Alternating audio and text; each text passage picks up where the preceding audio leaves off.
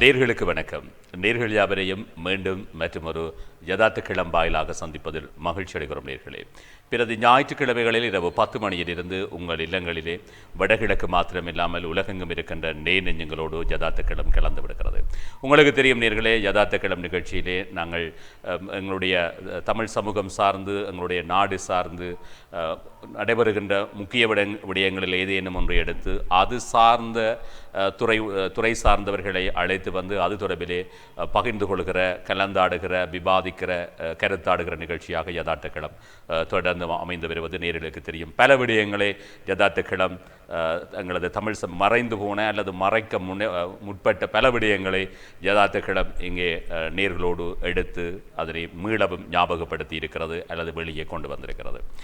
அதன் தொடர்ச்சியாக இன்றைய யதார்த்த கிளம் நிகழ்ச்சியிலே வந்திருக்கின்ற பேச்சாளர்களை முதலில் அறிமுகப்படுத்தலாம். 4 பேச்சாளர்கள் வழமை போல வருவார்கள் என்று எதிர்பார்க்கப்பட்ட போதிலும் துரதிருஷ்டவசமாக வர வேண்டிய ஒரு மருத்துவர் இப்போது வராமல் இன்றைய 3 பேச்சாளர்களோடு எங்களுடைய யதார்த்த கிளம் இன்று நடைபெறுவது குறிப்பிடத்தக்க அம்சம். இந்த 3 பேச்சாளர்களையும் அல்லது துறை சார்ந்தவர்களையும் நேர்களுக்கு முதலில் அறிமுகப்படுத்தி கொண்டு பேசுபொருள் என்னவென்று பார்க்கலாம். அதாவது இங்கே சமுதாய மருத்துவ நிபுணர், அது மாத்திரமில்லாமல் யாழ் மருத்துவ சங்கத்தினுடைய தலைவராக இருக்கின்ற திரு முரளி பல்லிபுரநாதன் அவர்கள் வருகை தந்திருக்கிறார். கலாநிதி முரளி பல்லிபுரநாதன் அவர்கள் வருகை தந்திருக்கின்றார்.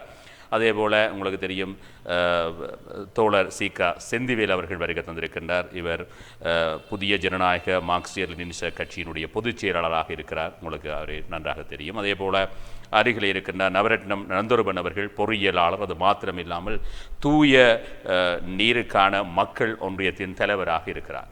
இந்த 3 அவர் பொறியியலாளராக இருக்கிறார். இந்த ஒரு வைத்தியர், ஒரு வைத்திய நிபுணர், ஒரு பொறியியலாளர் மற்றும் ஒருவர் முழுநேரமாக அரசியல் பணி இல்லாவிட்டால் இங்கே சமுதாய பணியிலே தன்னை இணைத்து கொண்ட சீகா செந்தில்வேல், தோழர் சீகா செந்திவேல் அவர்கள் இருக்கிறார்.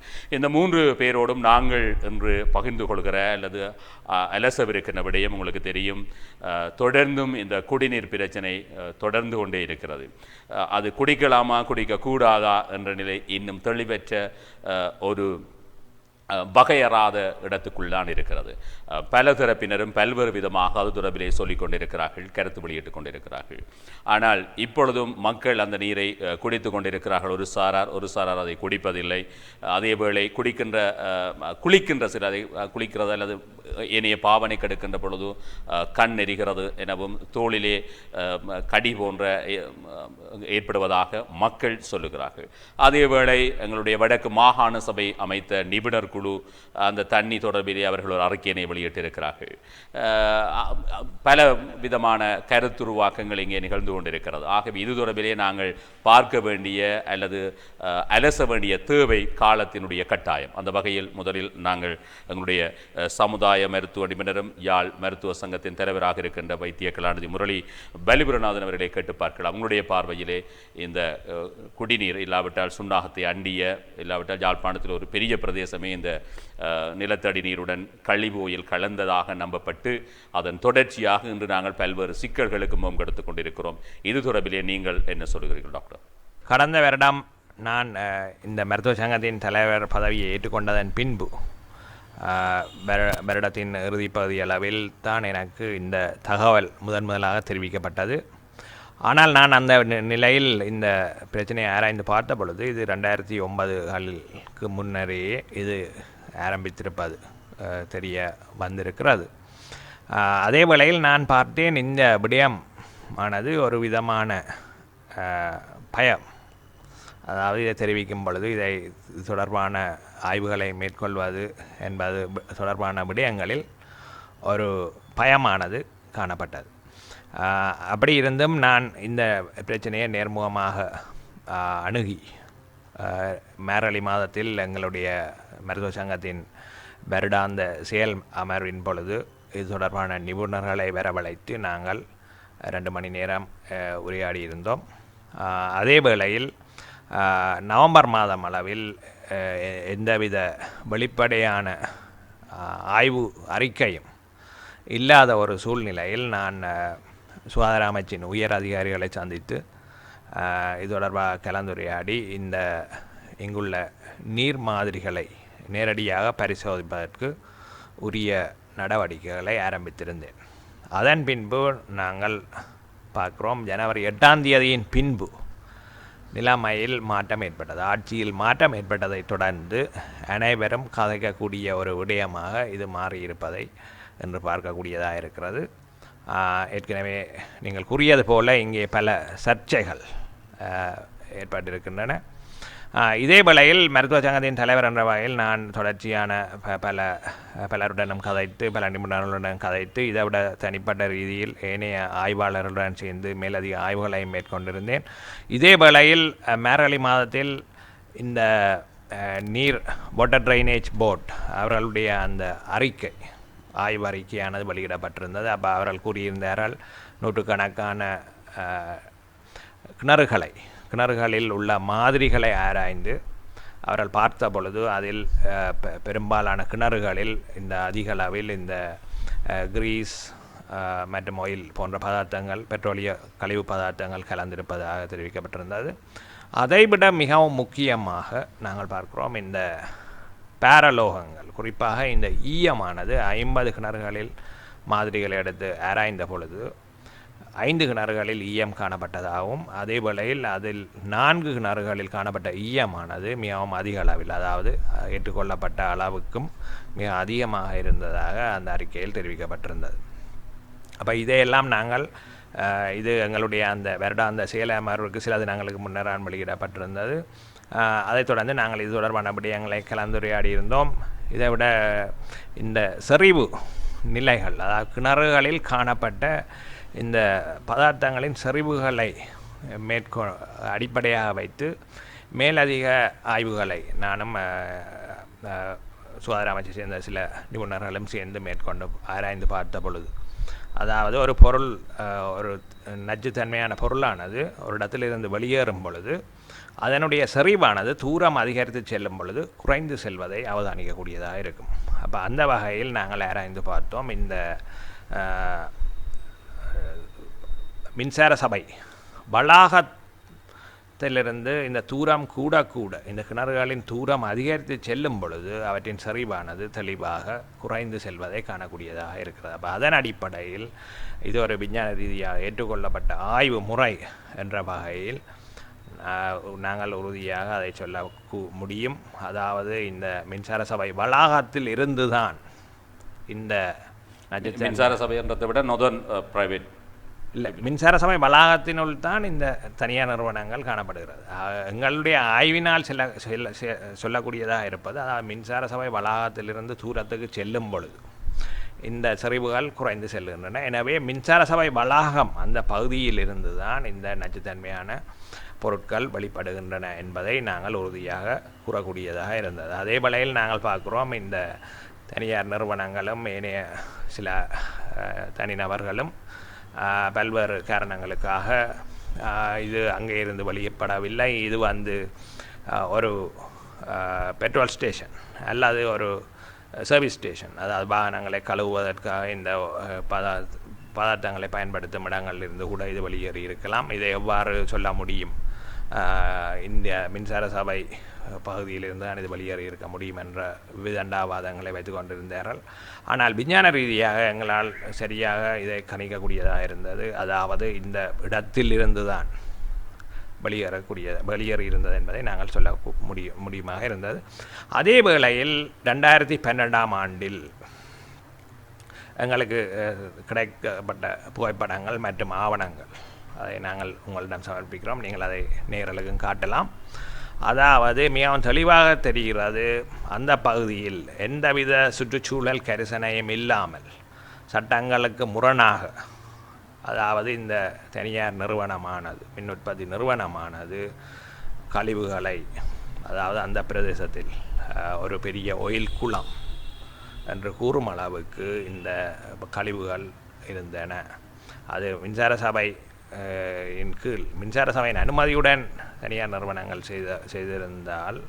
செய்திருப்பதனால் நாங்கள் இந்த பகுதியில், அது மின்சார சபைக்கு சொந்தமான வளாகமாகவும் காணப்படுவதனாலும், இது தனியார் நிறுவனம் செய்ததா மின்சார சபை செய்ததா என்பது கேள்வி அல்ல. யார் செய்திருந்தாலும் மின்சார சபையே இதற்கு பொறுப்பு என்பதுதான் எங்களுடைய அடிப்படை வாதமாக இருக்கிறது. அதாவது இந்த நிலையில் நாங்கள் அறியக்கூடியதாக இருப்பது, அதாவது 2012இல் மிகவும் இந்த பெரிய அளவில் இந்த மாசுக்கள் காணப்பட்டன. அவை திடீரென்று மாயமாக மறைந்து போகும் ஒரு நிலைமையை நாங்கள் பார்க்குறோம். 2013-14 திடீரென்று காணாமல் போய்விட்டது. அதைத் தொடர்ந்து சிலர் நினைக்கிறார்கள் மற்றவர்களுடைய காதுகளில் பூ வைக்கலாம். அதாவது இதன் உண்மையான தன்மை இவ்வகையான எங்களுடைய ஆய்வுகளின் மூலமாக நாங்கள் நிரூபிக்க முடியும். அதைவிட ஏனைய ஆதாரங்களையும் நான் இங்கே குறிப்பிட வேண்டியிருக்கும். டாக்டர் முரளி வள்ளிபுரநாதன் அவர்கள் குறிப்பிடுகிறார், 2012 வரையிலும் நடைபெற்ற ஆய்வுகளின் அடிப்படையிலே அந்த பிரதேசத்திலே அதாவது சுன்னாகம் மின்சார சபை வளாகத்திற்கு அருகிலே இருக்கின்ற கிணறுகளில் அதிகமான நச்சுத்தன்மைகள் அல்லது இந்த செறிவுகளும் அல்லது ஈயம் அதிக கலப்பிருப்பதாகவும் அதை தூரமாக போகின்ற பொழுது அதனுடைய செறிவு ஆயுதாக்கப்பட்டு ஒரு குறைந்த நிலையிலே காணப்பட்டதாக குறிப்பிடுகிறார். இன்னும் ஒன்று, அதன் பின்னர் 2012களின் பின்னர் இந்த 3 வருட காலத்துக்குள் எவ்வாறு உடனடியாக அது குடிப்பதற்கு ஏற்ற நீராக மாற்றமடையும், இதற்கூடாக அதிலே ஒரு வசனத்தை பாவித்திருக்கிறார். எங்களுடைய பேச்சு வழக்கிலே காதிலே பூ வைக்கிறார்களா என்று ஒரு கேள்வியை அவர் எழுப்பி நிற்கிறார். அந்த விடயங்களோடு நாங்கள் எங்களுடைய பொறியியலாளர் நவரட்னம் நந்தொருவன் இருக்கின்றார், அவரை கேட்டு பார்க்கலாம். ஏனெனில் நாங்கள் இந்த துறை சார்ந்தவர்கள், பொறியியலாளர்கள், வைத்தியர்கள், ஆய்வாளர்கள், இவர்களுக்குத்தான் அதிலே அவர்கள் சொல்வதற்கூடாகத்தான் நாங்கள் விடயங்களை அறிந்து கொள்ள முடியும். ஆகவே தான் எங்களுடைய தூய நீருக்கான மக்கள் ஒன்றியத்தின் தலைவராகவும் இருக்கின்றார் பொறியியலாளர் நவரட்னம் நந்தொருவன் அவரை கேட்டு பார்க்கலாம். நீங்கள் என்ன சொல்லுகிறீர்கள்? சுன்னாகம் பகுதி என்றெல்லாம் இப்பொழுது வலியாமம் என்று இதையும் தாண்டி யாழ் மாவட்டத்தில் இருக்கிற மக்கள் அனைவரும் தண்ணீருக்கான ஒரு மிகப்பெரிய பிரச்சனையை எதிர்நோக்கி நிற்கிறார்கள். இதில் மக்கள் சார்பாக அந்த மக்கள் பாதிக்கப்பட்ட மக்கள் சார்பாக அதை ஒரு ஒன்றியம் ஒன்றை உருவாக்கிய தலைவர் என்ற ரீதியில் உண்மையிலே இந்த ஒன்றியம் ஒன்றை உருவாக்க வேண்டிய தேவை இல்லை. ஏனென்று சொன்னால் இதை அந்தந்த கடமையில் உள்ள அரசு அதிகாரிகளும் அல்லது அரசியல்வாதிகளும் செய்திருந்தால் இப்படி ஒன்று உருவாக்க வேண்டிய தேவை இருந்திருக்காது. அவர்களின் மிகப்பெரிய கடமை தவறுகளும் அல்லது பொறுப்புக்கு தன்மையற்ற நிலைமையில்தான் மக்களாகிய நாங்கள் இப்படி போராட வேண்டிய ஒரு நிலைக்கு தள்ளப்பட்டு இருக்கிறோம். அதை விட எத்தனையோ மக்கள் பாதிக்கப்பட்டிருக்கின்ற விடயம் தெரியாமல் அவர்கள் ஒரு பிரதேசத்தில் ஒரு பிரச்சனை ஒன்று நடக்குதுன்னால் அதை பற்றி அதற்கு எந்த ஒரு விடயமாக இருந்தாலும் அதுக்கு பொறுப்பான இலங்கை ஜனநாயக குடியரசில் எந்த ஒரு விடயத்துக்கும் ஒரு பொறுப்பானவர்கள் இருப்பார்கள். தண்ணி என்றால் அதுக்கு ஒரு பொறுப்பு, மின்சாரம் என்றால் அதுக்கு ஒரு பொறுப்பு, அல்லது ஒரு கட்டிடம் கட்டின ஒரு பொறுப்பு. அந்த இதில் ஒரு அனர்த்தம் ஒன்று நிகழ்ந்திருந்தால் அதற்கு பொறுப்பானவர்கள் அதற்குரிய பதிலை கூற வேண்டும். அல்ல அதற்குரிய ஒரு தீர்வை அவர்களாகவே முன் தர வேண்டிய நிலை இருக்குது. அப்படி இருந்து அவர்கள் தங்களுடைய கடமையை செய்யத்தர. இது 2008ஆம் ஆண்டு ஒரு விவசாயி அரசாங்க அதிபருக்கு கடிதம் எழுதியிருக்க அப்படி தன்னுடைய கிணற்றில் ஓயிலர். ஆனால் அப்போ இருந்த அரசாங்க அதிபர் இலங்கை மின்சார சபைக்கும் அதை ரிவர்வ் பண்ணி ஒரு கடிதம் போட்டிருக்கு. ஆனால் அதை ஒரு ஃபாலோ தொடர்ச்சியாக முன்னெடுக்கவில்லை. அதை தொடர்ச்சியாக முன்னெடுத்திருந்தால் இதுக்குரிய சொல்யூஷன் அப்போ இருந்தே வந்திருக்கும். அல்ல ஆரம்பத்திலிருந்தே இதை தடுக்கிறதுக்கு நடவடிக்கைகளை மேற்கொண்டிருக்கலாம். அப்போ அவர் தன்னுடைய மாவட்டத்தில் ஒரு அனர்த்தம் நடந்திருக்கு, அதை பற்றி அரசாங்க அதிபர் கேட்கவில்லை. முதலாவது அதை விட தன்னுடைய பிரதேசத்தில் ஒரு அனர்த்தம் நடந்திருக்கு, அந்த பிரதேசத்தில் நடக்கிற சுற்றுச்சூழல் அல்லது எத்தனையோ ஒரு சின்ன விடயம், ஒரு மில்லொன்று திறக்கிறனாலும் சுற்றுச்சூழல் அனுமதி அது என்று எல்லாம் பார்க்குற பிரதேச சபை இந்த விடயத்தில் ஏன் அதை ஒரு சுற்றுச்சூழலுக்கு பாதிப்பான விடயத்தை கேட்கவில்லை என்று தெரியாமல் இருக்கிறது எங்களுக்கு. இப்படி அரசாங்க கடமை தவறுனதை நாங்கள் சொல்லலாம். இதை விடுத்து இது 2012 மாகாண சபை வந்த பிறகு நாங்கள் வீதியில் இறங்கி போராடின பிறகு தான் அவர்கள் வந்தார்கள். தாங்கள் இதற்குரிய சொல்யூஷன் செய்கிறார்கள். ஆனால் இதுவரையும் அதற்குரிய சரியான சொல்யூஷனை நோக்கி போகாமல் மக்களை குழப்புற விதமாகத்தான் அவர்களை நடந்து கொண்டிருக்கிறார். ஒரு நிபுணர் குழு ஒன்று அமைக்கப்பட்டது மாகாண சபையால். அவருடைய அந்த நிபுணர் குழு ஒரு அறிக்கை விட்டிருக்கு. அது உண்மையாக மாகாண சபையால் அந்த அறிக்கை வெளியிடப்பட்டிருக்க வேண்டும். ஆனாலும் நிபுணக்குழுவால் வெளியிடப்பட்டிருந்தது. அப்போ அந்த நிபுணக்குழுவின்ற உண்மையான அந்த ஒப்ஜெக்டிவ், அதாவது நோக்கம் என்றது அது என்னென்று தெரியாது. அவர்கள் இது அதாவது நீர்வளங்கள் வடிகாலமைப்பு சபை ரிசர்ச்சில் சொல்லப்பட்ட oil and grease அது இல்லை என்று ப்ரூவ் பண்ணுறது அவரோட நோக்கம். அல்லது இந்த தண்ணியில் ஓயில் கலந்து எப்படி கலந்தது, அதன் உண்மையான சோர்ஸ் என்ன, அது இப்போ கலந்து கொண்டு இருக்கா, அதை தொடர்ந்து இருக்கா, அப்படி கண்டுபிடிச்சி இதுக்கு ஒரு நிரந்தர தீர்வு தர்ற நோக்கமாக இருக்கிறார்களோ, என்ன ஒப்ஜெக்டிவ் என்று வெளிப்படையான ஒரு டிரான்ஸ்பரன்சி, அதை வெளிப்படையான தன்மை இல்லை. இதுவரையும் அந்த ரிசர்ச் கமிட்டியில் இருக்கிற எத்தனை பேர் இருக்கிறார்கள், யார் என்றதும் வெளிப்படையாக இதுவரையும் சொல்லப்படவில்லை. இந்த ஒரு நான் நினைக்கிறேன் மீடியாவிலோ இல்லை பத்திரிகையில் வரையில் ரிசர்ச் கமிட்டியில் எத்தனை பேர் இருக்கிறார்கள், யார் இருக்கிறார்கள், அவர் உண்மையிலே நிபுணமானது. ஆனால் அதுக்கப்புறம் அது மக்களாயங்களுக்கு அவர்கள் ரிசர்ச் மாகாண சபை அல்லது இந்த பிரதேச சபை அல்லது இந்த அரசாங்க அதிபர் இவர்கள் தங்களுடைய இதுக்கேற்ற மாதிரி இதை இது இந்த பிரச்சனை என்ற தன்மைக்கு ஏற்ற மாதிரி இது மாகாண சபையால் காண்டில் பண்ண முடியும் வேண்டாம் மாகாண சபை, அல்லது இது மத்திய அரசாங்கத்தில் எடுத்து போகணும் வேண்டால் மத்திய அரசாங்கத்தை அதுக்குரிய வழிமுறைகளால் கொண்டு சென்று மக்களுக்குரிய தீர்வு பொறிமுறையை உருவாக்கி செய்கிறார்கள் என்று பார்த்தால் கேள்விக்குறியான விடையாகத்தான் இருக்கிறது. அவர்கள் அதை நோக்கி போகிற மாதிரி இதை தெரியவில்லை. எத்தனையோ அறிக்கைகள் வந்து கொண்டிருக்கு, விதமான புதுமையான அறிக்கைகள் வந்து கொண்டிருக்கு. ஆனால் கடைசியாக நிபுணர் விட்ட அறிக்கையும் பிடெக்ஸ் என்று சொல்லி கெமிக்கல் பெயர்களை சொல்லி கொண்டிருக்கிறார்கள். ஆனால் மக்களுக்கு தேவை, அவர்களுக்கு தேவை என்னென்றால் இந்த தண்ணி நாங்கள் தொடர்ந்து பாய்க்கலாமா, இந்த தண்ணி அந்த அறிக்கை அடுத்த நாளே பேருந்துறைக்கு தண்ணி சப்ளையை நிப்பாட்ட போகிறாங்க. நம்ம தண்ணி சப்ளைக்கு பொறுப்பான ஒரு இலங்கைன்ற தண்ணி, அதாவது குடிநீர் சுத்தமான நீரை வழங்குதல் என்றது நீர்வளங்கள் வடிகால் அதுக்காகத்தான் அது உருவாக்கப்பட்டது. அப்போ அவர்கள் இதை சொல்ல வேணும், இந்த தண்ணியை குடிக்கலாமா இல்லையோ. அப்போ சம்பந்தப்பட்ட திணைக்களங்களோ அதிகார சபையோ இதில் பின்னுக்கு நிற்கிறாரு. ஏன் பின்னுக்கு நிற்கிறான்னு தெரியவில்லை. என்ன காரணத்துக்கு அவர்களாக பொறுப்பு. ஒரு குடிமகனுக்கு ஒரு குடிநீரை பெற்றுக்கொடு அல்லது அவர்களுடைய அந்த ஒரு அடிப்படை தேவையை பெற்றுக்கொடுங்க அந்தந்த அதிகாரிகளோ அல்ல அந்தந்த திணைக்களங்க அதிகார கடமை. இதை அவர்கள் செய்கிறார்கள் இல்லை. அப்போ இதுக்காகத்தான் ஒரு செயலணி என்று உருவாக்கி அதை ஒழுங்குபடுத்தி செய்வார்கள் என்று மாநசபையிட்ட கொடுத்தா அவர்களும் அதை செய்கிற மாதிரி இல்லை. செயலணியில் செயலணி மீட்டிங் நடந்தால் அந்த செயலணியில் ஒரு பாலிசி டிசிஷன் எடுத்து போகிற மாதிரியான மீட்டிங்காக இருக்கணும் இல்லையா. ஆனால் அந்த செயலணி மீட்டிங்கு நீங்கள் நான் சென்றிருக்கிறேன், அதில் பார்த்தால் அதில் அட்மினிஸ்ட்ரேஷன் சம்பந்தமான விடயங்களை தான் காத்து கொண்டிருப்பார்.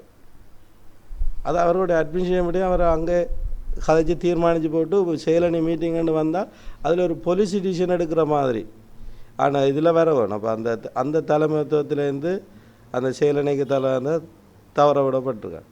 இப்படி இந்த மக்களுக்குரிய பிரச்சனையை ஒரு சிஸ்டமேட்டிக்காக கொண்டு இது அணுகி அதை சரியான பாதையை நோக்கி நகர்த்தாமல் அதை சிதற விட்டு அதில் ஒருநிலைப்படுத்த தெரியாமல் திணறிக்கொண்டிருக்கேன்னு தான் நான் நினைக்கிறேன் மாநசபை. ஆகவே இதை ஒருநிலைப்படுத்தி திருப்பி உங்களால் செய்ய முடியாட்டி அதுக்கு பொறுப்பானதால் அதை எப்படி செய்யலாம்ன்ற ஒரு வழிமுறைகளை கொண்டு வரவும் தான் அந்த மக்கள் நாங்கள் கேட்டுக்கொள்கிறோம். ஆம்நீர்களே, தூய நீருக்கான மக்கள் ஒன்றியத்தின் தலைவரும் பொறியியலாளருமான திரு நந்துருபன் அவர்கள் பல விடயங்களை இங்கே கேள்விக்கணைகளை நிறைய தொடுத்திருக்கிறார். அவர் சொன்ன விடயங்களில் முக்கியமான விடயங்கள் என்று நாங்கள் எல்லாவற்றையும் எடுத்துக்கொண்டாலும் கூட எங்களுக்கு தெரியும் இந்த ஒரு நிர்வாக கட்டமைப்பில் நாங்கள் உங்களுக்கு தெரியும் நீதி பரிபாலனம், அது உங்களுக்கு தெரியும், அடுத்து சட்டவாக்க சபை அதாவது பாராளுமன்றம், இந்த இரண்டு ஒழுங்குக்கு கீழேயும் வருகிற இந்த போக்கிலே நாங்கள் இங்கே எதை செய்வதாக இருந்தாலும் அதற்கு துறை சார்ந்த அதிகாரிகள் அல்லது நிர்வாக உத்தியோகஸ்தர்கள் என இருக்கிறார்கள். குறிப்பாக சாதாரணமாக நாங்கள் குப்பையை கொண்டு போய் வீதியிலே போட்டால், இல்லாவிட்டால் குப்பையை சரியான முறையிலே நாங்கள் பேணாவிட்டால், இல்லாவிட்டால் எங்களுடைய வீடுகளிலே இந்த கழிவு நீர் எங்களோட பாத்ரூம் இல்லாவிட்டால் நாங்கள் பாவிக்கிற நீர்களிலே நாங்கள் அது சரியான முகாமித்துவம் செய்யாவிட்டால் நீதிமன்ற நடவடிக்கைகளை கூட உள்ளூராட்சி மன்றங்களுக்கு கூட எடுக்க முடியும் என்கின்ற நிலை தான் இருக்கிறது. இவ்வாறு இருக்கின்ற பொழுது ஒரு மிகப்பெரிய சுற்றுச்சூழலிலே ஒரு மிகப்பெரிய தாக்கம் ஏற்பட்டிருக்கிறது. துறை சார்ந்த அதிகாரிகள் அது தொடர்பிலே ஆய்வுகளை மேற்கொண்டிருக்கிறார்கள். இந்த ஆய்வுகளுடைய தொடர்ச்சியாக ஒரு இடைக்கால தடை உத்தரவை மின் உற்பத்தி இடைக்காலத்திலே தடை செய்யப்பட்டிருக்கிறது.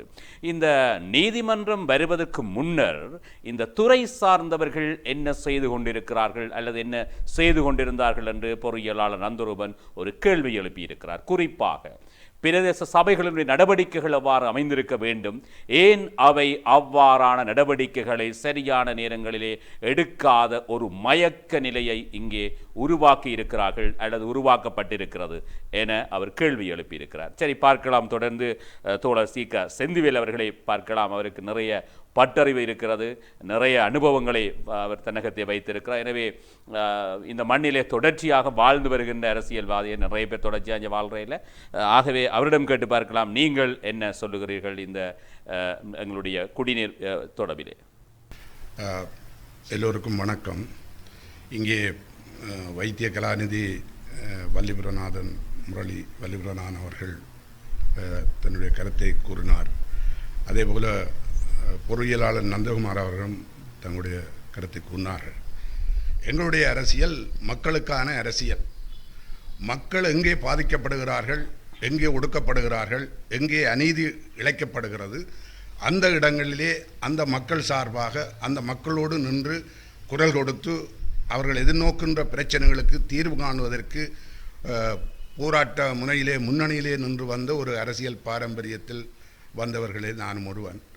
அந்த வகையிலே தான் இந்த சுன்னாகம் மின் நிலையத்தை அண்டிய பிரதேசங்களில் நன்னீர் மாசடைந்து இன்றைக்கு அதை குடிக்க முடியாத அல்லது அதை குளிக்க முடியாது, ஏனைய தேவைகளுக்கு பயன்படுத்த முடியாத ஒரு அவல நிலை ஏற்பட்டிருக்கிற ஒரு சூழலிலே இது பற்றி நாங்களும் எங்களுடைய கட்சியும் அதிலே அக்கறைப்பட்டு பல்வேறு முயற்சிகளை செய்து கொண்டு வருகின்றோம் என்ற அடிப்படையில் இன்றைய இந்த சந்திப்பிலே சில விடயங்களை முன்வைப்பது பொருத்தமானது என்று நினைக்கின்றேன். ஏனென்று சொன்னால் இந்த தூய நீர், அதாவது குடிநீர் என்பது சுன்னாகம் பிரதேசத்தை பொறுத்தவரையில் மின் நிலையத்தை அன்றி வைத்திய கலாநிதி முரளிவல்லில் நான் கூறியது போன்று அதனுடைய மையம் மின்சார சபை தான். மின்சார சபை வளாகத்துக்குள் இருந்துதான் இந்த நிலத்தடி நீரோடு இந்த மாசு கலந்திருக்கிறதை நாங்கள் பார்க்கக்கூடியது. உண்மையிலே வடபகுதியை பொறுத்தவரையில் ஒரு முக்கியமான பிரச்சனை நிலத்தடி நீர் மாசடைந்து வருகிறது. பல்வேறு காரணங்களினால் உவர்த்தன்மை அடைகிறது, மலக்கழிவுகள் கலக்கின்றது. நிலத்தடி நீரை பாவிக்க முடியாத நிலைமை ஏற்கனவே நிபுணர்களால் சுட்டிக்காட்டப்பட்டு வந்தது. அதிலிருந்தான் உங்கள் எல்லோருக்கும் தெரியும், இரணமடு தண்ணியை கொண்டு வருவது பற்றி கூட பெரிய விவாதங்கள் நடைபெற்று. இவற்றின் மத்தியிலே தான் இந்த 12ஆம் ஆண்டுக்கு பிற்பட்ட ஆய்வுகளின் அடிப்படையில் இப்பொழுது வலி வடக்கு, வலி தெற்கு, வலி கிழக்கு, வலி மேற்கு வரை 8 திக்குகளிலும் இந்த கழிவு ஓயில் என்பது, கழிவு எண்ணெய் என்பது கலந்து மக்கள் தூய நீரை பெற முடியாத அளவுக்கு அது விரிவடைந்திருக்கிறதை நாங்கள் பார்க்கிறோம். நான் வசிக்கக்கூடிய பகுதி வலிகாமம் கிழக்கு. அண்மையிலே ஒரு சுவிஸிலே இருந்து வந்த ஒருவர் நீர்வெளியிலே ஒரு வீடு ஒன்றை கட்டி தன்னுடைய பிள்ளைகளை பஞ்சாதி அங்கே கொண்டு வந்து வைத்து நிம்மதியாக வாழலாம் என்று இருந்தபோது அவர் சில நாட்களுக்கு முன்னன் சொன்னார், தன்னுடைய கிணத்துக்கும் கழிவு கோயில் வந்துவிட்டது என்று சொல்லி. எவ்வளவு அநீதி! எல்லா இடமும் மாணவர்கள் பாடசாலைகளுக்கு வந்துவிட்டது. அண்மையிலே சங்கானை பிரதேசத்திலே உள்ள பொது வைத்தியசாலை கிணற்றிலே கழிவு எண்ணெய் மிதப்பதாக அங்கே சொல்லியிருக்கிறார். அங்கே உள்ள மருத்துவ பரிசோதகர்கள் PHI என்று சொல்லக்கூடியவர்கள் கடிதம் கொடுக்கிறார்கள், இந்த நீரை பயன்படுத்தாதீர்கள் என்று சொல்லி. இப்படியெல்லாம் மக்கள் மட்டத்தில், சாதாரண மக்கள் மட்டத்தில் ஒரு பெரிய கலக்கமான நிலைமை. நேற்றைய தினம் வலிவடக்கை சேர்ந்த ஒருவர் என்னோடு பேசுகின்ற போது சொன்னார், நாங்கள் விரைவிலே அரசாங்கம் அறிவித்தபடி எங்களுடைய சொந்த இடத்துக்கு தையிட்டி என்ற இடத்துக்கு நாங்கள் போக இருக்கிறோம். ஆனால் எங்களை அச்சுறுத்துகிற ஒரு பிசாசாக இருக்கிறது என்னவென்றால், நாங்கள் அங்கே போனதும் எங்களுடைய கிணறு ஓயில் வராமல் இருக்கிறதா என்றதுக்கு உத்தரவாதம் இல்லை என்று அவர் சொல்லக்கூடியதை கேட்கக்கூடியதா. எனவே இது மக்களுடைய பிரச்சனை. சில பேர் சொல்லுகிறார்கள் இதில் அரசியல்வாதிகள் சம்பந்தப்படுகிறார்கள். எந்த அரசியல்வாதிகள் சம்பந்தப்படுறார்கள் என்றதுதான் மிக முக்கியம். தங்களுடைய பதவிகளையும் தங்களுடைய சொத்துக்களையும் தங்களுடைய அதிகாரத்தை நிலைநிறுத்தக்கூடிய அரசியல்வாதிகள் எந்த பக்கத்தில் நிற்கிறார்கள்? இதுதான் நாங்கள் கேட்க வேண்டிய கேள்வி. மக்களின் பக்கத்தில் நிற்கிறீர்களா, அல்லது நீங்கள் அதிகாரத்தின் பக்கம், ஆதிக்கத்தின் பக்கம், சொத்துடைமையின் பக்கம் நிற்கிறீர்களா என்பதுதான் இன்றைக்கு முக்கியமானது. இதற்கு முன்னொரு காலத்திலே ஒரு நடுக சொல்லிக்கொண்டு வர விதை மதுபான சாலைகளுக்கு அனுமதி கொடுப்பவர்கள் பாராளுமன்ற உறுப்பினர்கள். ஆனால் இன்று மாசடையக்கூடிய கொம்பனிகளுக்கு அனுமதி கொடுப்பவர்கள் பாராளுமன்ற உறுப்பினர்களாக இருக்கிறார். நாங்கள் இந்த இடத்திலே முக்கியமாக கேட்க வேண்டிய கேள்வி என்னவென்றால், மத்திய அரசாங்கம் இதை பற்றி கவனிக்கவில்லை, மாகாண அரசாங்கம் சரியான பதில் சொல்லவில்லை, பிரதேச சபைகள் சரியாக சொல்வதில்லை. ஏன் இந்த நிலைமை இருக்கின்றது? ஆகவே இது தமிழ் மக்கள் எதிர்நோக்கக்கூடிய, வலிவடக்கிலேயோ வலி தெற்கிலேயோ வாழக்கூடிய மக்கள் சிங்கள மக்கள் அல்ல. அரசாங்கம் வடமத்திய மாகாணத்திலே 1 லட்சம் சிறுநீரகத்தினால் பாதிக்கப்பட்ட மக்களுக்கு நிவாரணம் கொடுக்கிறார். ஆனால் இங்கே 400 கிணறுகளுக்கு மேல் பாதிப்படைந்து கொண்டிருக்கிறது, தொடர்ந்து பாதிப்பு ஏற்பட்டு கொண்டிருக்கிறது. இந்த மக்களுக்கு என்ன பதில் மாகாண சபையால் சொல்லப்படுகிறது? விசேஷமாக நான் இந்த இடத்திலிருந்து கேட்கிறேன், எங்களுடைய நீதிபதியாக இருந்தவர், ஒரு கண்ணியமான சொல்லக்கூடியவர், எதற்கும் சரியாக ஆழ்ந்து ஆலோசித்து தயாரித்து பதில் சொல்லக்கூடிய எங்களுடைய முதலமைச்சர் அவர்கள் இந்த தண்ணீர் பிரச்சனை இன்று வரை ஏன் வாய் திறக்கவில்லை என்ற ஒரு கேள்வியை நான் இந்த ஊடகத்தினூடாக கேட்க விரும்புகிறோம். இது அரசியல் காழ்ப்புணர்வின் பாற்பட்ட விஷயம் அல்ல. இது மக்களுடைய அடிப்படை நலன் சார்ந்த பிரச்சனை. அவர்கள் உயிர் வாழ்வதோடு சம்பந்தப்பட்ட பிரச்சனை. புற்றுநோய்க்காக விழிப்புணர்வு நடத்துகிறீர்கள், சிறுநீரகத்துக்காக விழிப்புணர்வு நடத்துகிறீர்கள், தூய நீர் சர்வதேச தினம் என்று கொண்டாடுகிறீர்கள். ஆனால் இதே புற்றுநோயை கொண்டு வரக்கூடிய, சிறுநீரகத்தை பாதிக்கக்கூடிய, இருதய பாதிப்பை கொண்டு வரக்கூடிய அல்லது நீரழிவை கொண்டு வரக்கூடிய இதுக்கெல்லாம் சர்வதேச கொண்டாடப்படுகிறது. ஆனால் இதுக்கு மூல காரணமாக அமைந்த தண்ணீரை பற்றி, இன்றைக்கு சுண்ணாகம் நன்னீர் மாசடைந்ததை பற்றி நீங்கள் பேசவே மறுக்கிறீர்கள்.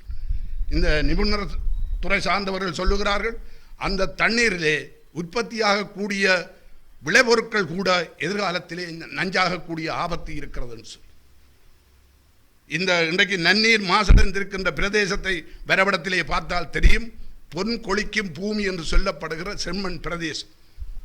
ஆனால் அங்கே இன்றைக்கு அந்த தண்ணீர் எதிர்கால விரைவாகவே விவசாயத்துக்கே பயன்படுத்த முடியாத ஒரு நிலைமைக்கு ஏற்பட்டிருக்கிறதை நாங்கள் காணக்கூடியதாக. எனவே தான் நாங்கள் மக்கள் சார்பாக, மக்களுடைய அன்றாட வாழ்வாதாரம் சார்பாக, நாளைக்கு பிறக்க போகிற குழந்தைகளும் நோயற்ற ஒரு நல்ல பிரஜைகளாக பிறக்க வேண்டும் என்ற அடிப்படை நிலையிலிருந்து நாங்கள் எங்களுடைய பிரச்சனைகளை பார்க்க வேண்டும் என்பதுதான் இந்த நன்னீர் மாசடைவதிலே இருக்கக்கூடிய அடிப்படையான பிரச்சனை என்பதுதான் நாங்கள் முன்வைக்கக்கூடிய சரியான கருத்தாக. இதிலே அரசியல் என்பது எல்லாத்திலும் அரசியல் இருக்கிறது. எனக்கு பிடிக்காத நிலைமை வந்தால் அவர் இதில் அரசியல் வந்துவிட்டோன்னு சொல்லுவார்கள். தனக்கு சாதகமாக வந்தால் அந்த அரசியலை அவர்கள் பயன்படுத்துவார்கள். ஆகவே உலகத்திலே அரசியல் இல்லாத விஷயம் ஒன்றும் இல்லை. எல்லாத்திலுமே அரசியல் இருக்குந்தான். காலையிலிருந்து மாலை வரை 24 மணித்தியால் 365 நாளும் இந்த உலகம் இயங்கிக் கொண்டிருக்கிறதுக்குள்ளே அரசியல் ஒன்று இருக்கிறது. ஆனால் அதை அரசியல் இல்லை என்று சொல்லுபவர்கள் ஏமாற்றுக்காரர்கள், மோசடிக்காரர்கள் என்று தான் நாங்கள் சொல்லுவோம். எனவே நாங்கள் மக்கள் சார்பாகத்தான் நிற்கிறோம், மக்கள் சார்பாகத்தான் எங்களுடைய அரசியல் குரல் எழுப்புகிறோம். எங்களுக்கு பதவிகளோ பட்டங்களோ தலைவர் பதவியோ பாராளுமன்ற பதவியோ அது அல்ல. மக்கள் இந்த நாட்டிலே ஒரு நிம்மதியாக வாழ வேண்டும். ஒரு மாகாண சபையால் இதுக்கு தீர்வு காண முடியவில்லை என்றால் இதுக்கு அதிகாரத்தை கூட்டி கேட்டு நாங்கள் என்னத்தை பிறப்புகிறோம்? கேட்ட தமிழகம் வந்திருந்தாலும் கூட இன்றைக்கு மாசடைவதற்கு வேறு விதமான பதிலைத்தான் இவர்கள் சொல்லியிருப்பார். எனவே தான் நாங்கள் கோபப்படுவது நியாயம் இருக்கிறது. ஏனென்றால் மக்களுடைய சார்பாக கோபப்படுகிறோம். மக்களுடைய வாழ்வோடு சம்பந்தப்பட்ட பிரச்சனை, அவர்களோடு நோயோடு சம்பந்தப்பட்ட பிரச்சனை. எனவே தான் இந்த தூய நீரை பெறுவதிலே மத்திய அரசாங்கம் பொறுப்பு கூற வேண்டும், மாகாண சபை அரசாங்கம் பொறுப்பு கூற வேண்டும், விசேடமாக முதலமைச்சர் பொறுப்பு கூற வேண்டும், பிரதேச சபைகள் பொறுப்பு கூற வேண்டும். அதன் உறுப்பினர்கள் பதவியில் உள்ளவர்கள் அத்தனை பேரும் இந்த தூய நீருக்கான விஷயத்தில் நேர்மையான பதிலைத்தான் எங்களுடைய கட்சியும் நாங்களும் எதிர்பார்க்கின்றோம்.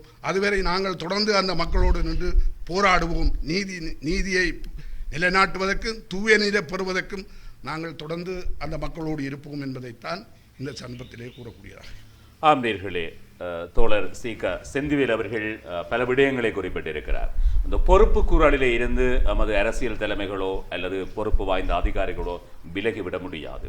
இது மக்களுடைய பிரச்சனைகள் என்பதை கடந்து இது எங்களுடைய பிரச்சனை. ஏனெனில் இப்பொழுது அந்த கழிவு ஒயில் அல்லது நிலத்தடி நீர் மாசுபடுவது என்பது, இந்த கழிவு ஒயில் வழியாக மாசுபடுவது என்பது நாளுக்கு நாள் அதிகரித்து கொண்டு போவதாகத்தான் சொல்லப்படுகிறது. பொதுவாக ஆய்வுகளை கேட்டால் இல்லைன்னு தான் நான் சொல்வேன். ஆனால் நாங்கள் செய்திகளுக்காக மக்களை சந்திக்கின்ற பொழுது போகிற பொழுது அதனுடைய வீழ்ச்சி அதிகரித்து கொண்டுதான் போகிறது என்று சொல்கிறார்கள்.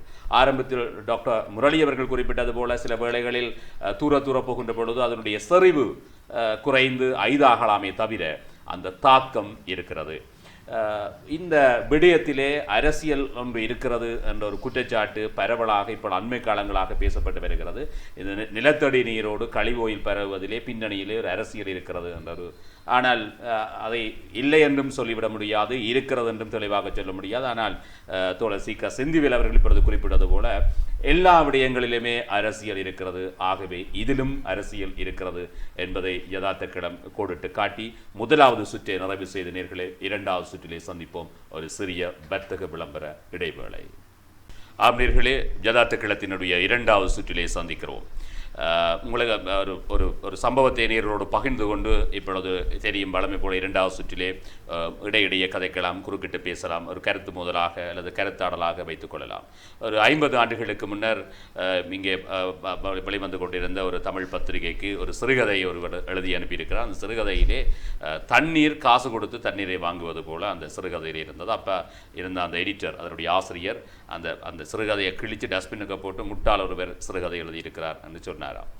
அந்த ஆசிரியர் அதன் பின்னர் கொழும்பிலே சென்ற பொழுது ஒரு காசு கொடுத்து தண்ணி வேண்டியிருக்கிறார், போத்தல் தண்ணி வேண்டியிருக்கிறார். அப்பொழுதுதான் தான் ஒரு முட்டாளாகி விட்டேன் அந்த பொழுது என்று அவர் இப்பொழுது மிகவும் வயோதிபத்தில் இருக்கிறார். இந்த குடிநீர் பிரச்சனையோடு தொடர்பு கட்டு கதைத்த பொழுது, அண்மையில் கதைத்த பொழுது அவர் இவ்வாறு குறிப்பிட்டிருந்தார். இன்றைக்கு பாலின் விலையை விட தண்ணீர் விலை தான் அதிகமாக இருக்கிறது நடைமுறையிலே. மற்றது ஊர்களிலே முந்தியெல்லாம் தண்ணி விற்கிற கடை சில்லறை கடைன்னு பலசர கடைன்னு சொல்லுவாங்க. அதிலெல்லாம் தண்ணி முந்தி விற்கிறது. இப்போ அரிசி இருக்குதோ பான் இருக்குதோ தெரியல, ஆனால் தண்ணி போத்தில் அங்கே தயாராக இருக்கிறது விற்பனை நிலையிலே. அண்மையிலே இங்கே ஒரு வேர்ல்ட் ட்ரேட் ஃபேர் நடந்தது, நான் நினைக்கிறேன் இங்கே எங்களுடைய நகர்ப்புறத்திலே. அங்கே இருந்த 100 வீதமான முழு பெரும்பாலான நிறுவனங்கள், பல் தேசிய நிறுவனங்களும் கொழும்பை சார்ந்த பெரிய நிறுவனங்களும் வந்திருந்தன. அதிலே நான் நினைக்கிறேன் 60 வீதமான நிறுவனங்கள் இந்த நீரை எவ்வாறு சுத்திகரித்து குடிப்பது என்பது தொடர்பிலே கருவிகளை விற்கிற நிறுவனமாக 50 வீதத்துக்கு மேற்பட்ட நிறுவனங்கள் அங்கே தங்களது பொருட்களை காட்சிப்படுத்தி இருந்தன.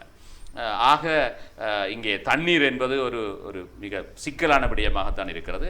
இப்பொழுது இவர்கள் மூவரும் தங்கள் கருத்துக்களை பகிர்ந்து கொண்டு இருக்கிறார்கள். இன்னும் ஒரு விடயத்தை நீரோடு பகிர்ந்து கொண்டு, அதாவது நான் இந்த முறையும் யதார்த்த களத்திலே இந்த வடக்கு மாகாண சபை அமைத்த இந்த நீர் தொடர்பிலே ஆய்வு செய்வதற்கு அமைத்த குழுவினர் ஒரு சிலரோடு தொடர்பு கொண்டு எங்களுடைய யதார்த்த களத்திலே உங்களுடைய கருத்துக்களை பகிர்ந்து கொள்ளுங்கள் என்று சொன்ன பொழுது நான் அவருடைய பெயரை சொல்ல விரும்பவில்லை. ஆனால் சில வேளைகளில் நான் சொல்வதிலே ஒரு சந்தேகம் இருக்கும் என்று அவர்கள் சொல்வாக இருந்தால் யாரென்றும் நான் நடத்த யதார்த்த களத்திலே பெயரை சொல்லவும் தயாராக இருக்கிறேன்.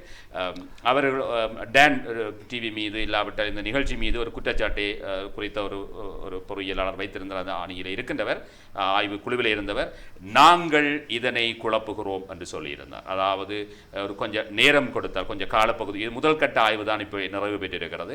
இன்னும் ஒரு சில கட்டங்களை ஆய்வுகள் செய்ய வேண்டியிருக்கிறது. ஆகவே கொஞ்சம் காலம் தந்தால் சரியான ஒரு முடிவினை எடுப்பதோடு ஒரு தீர்வினை அடைய முடியும்.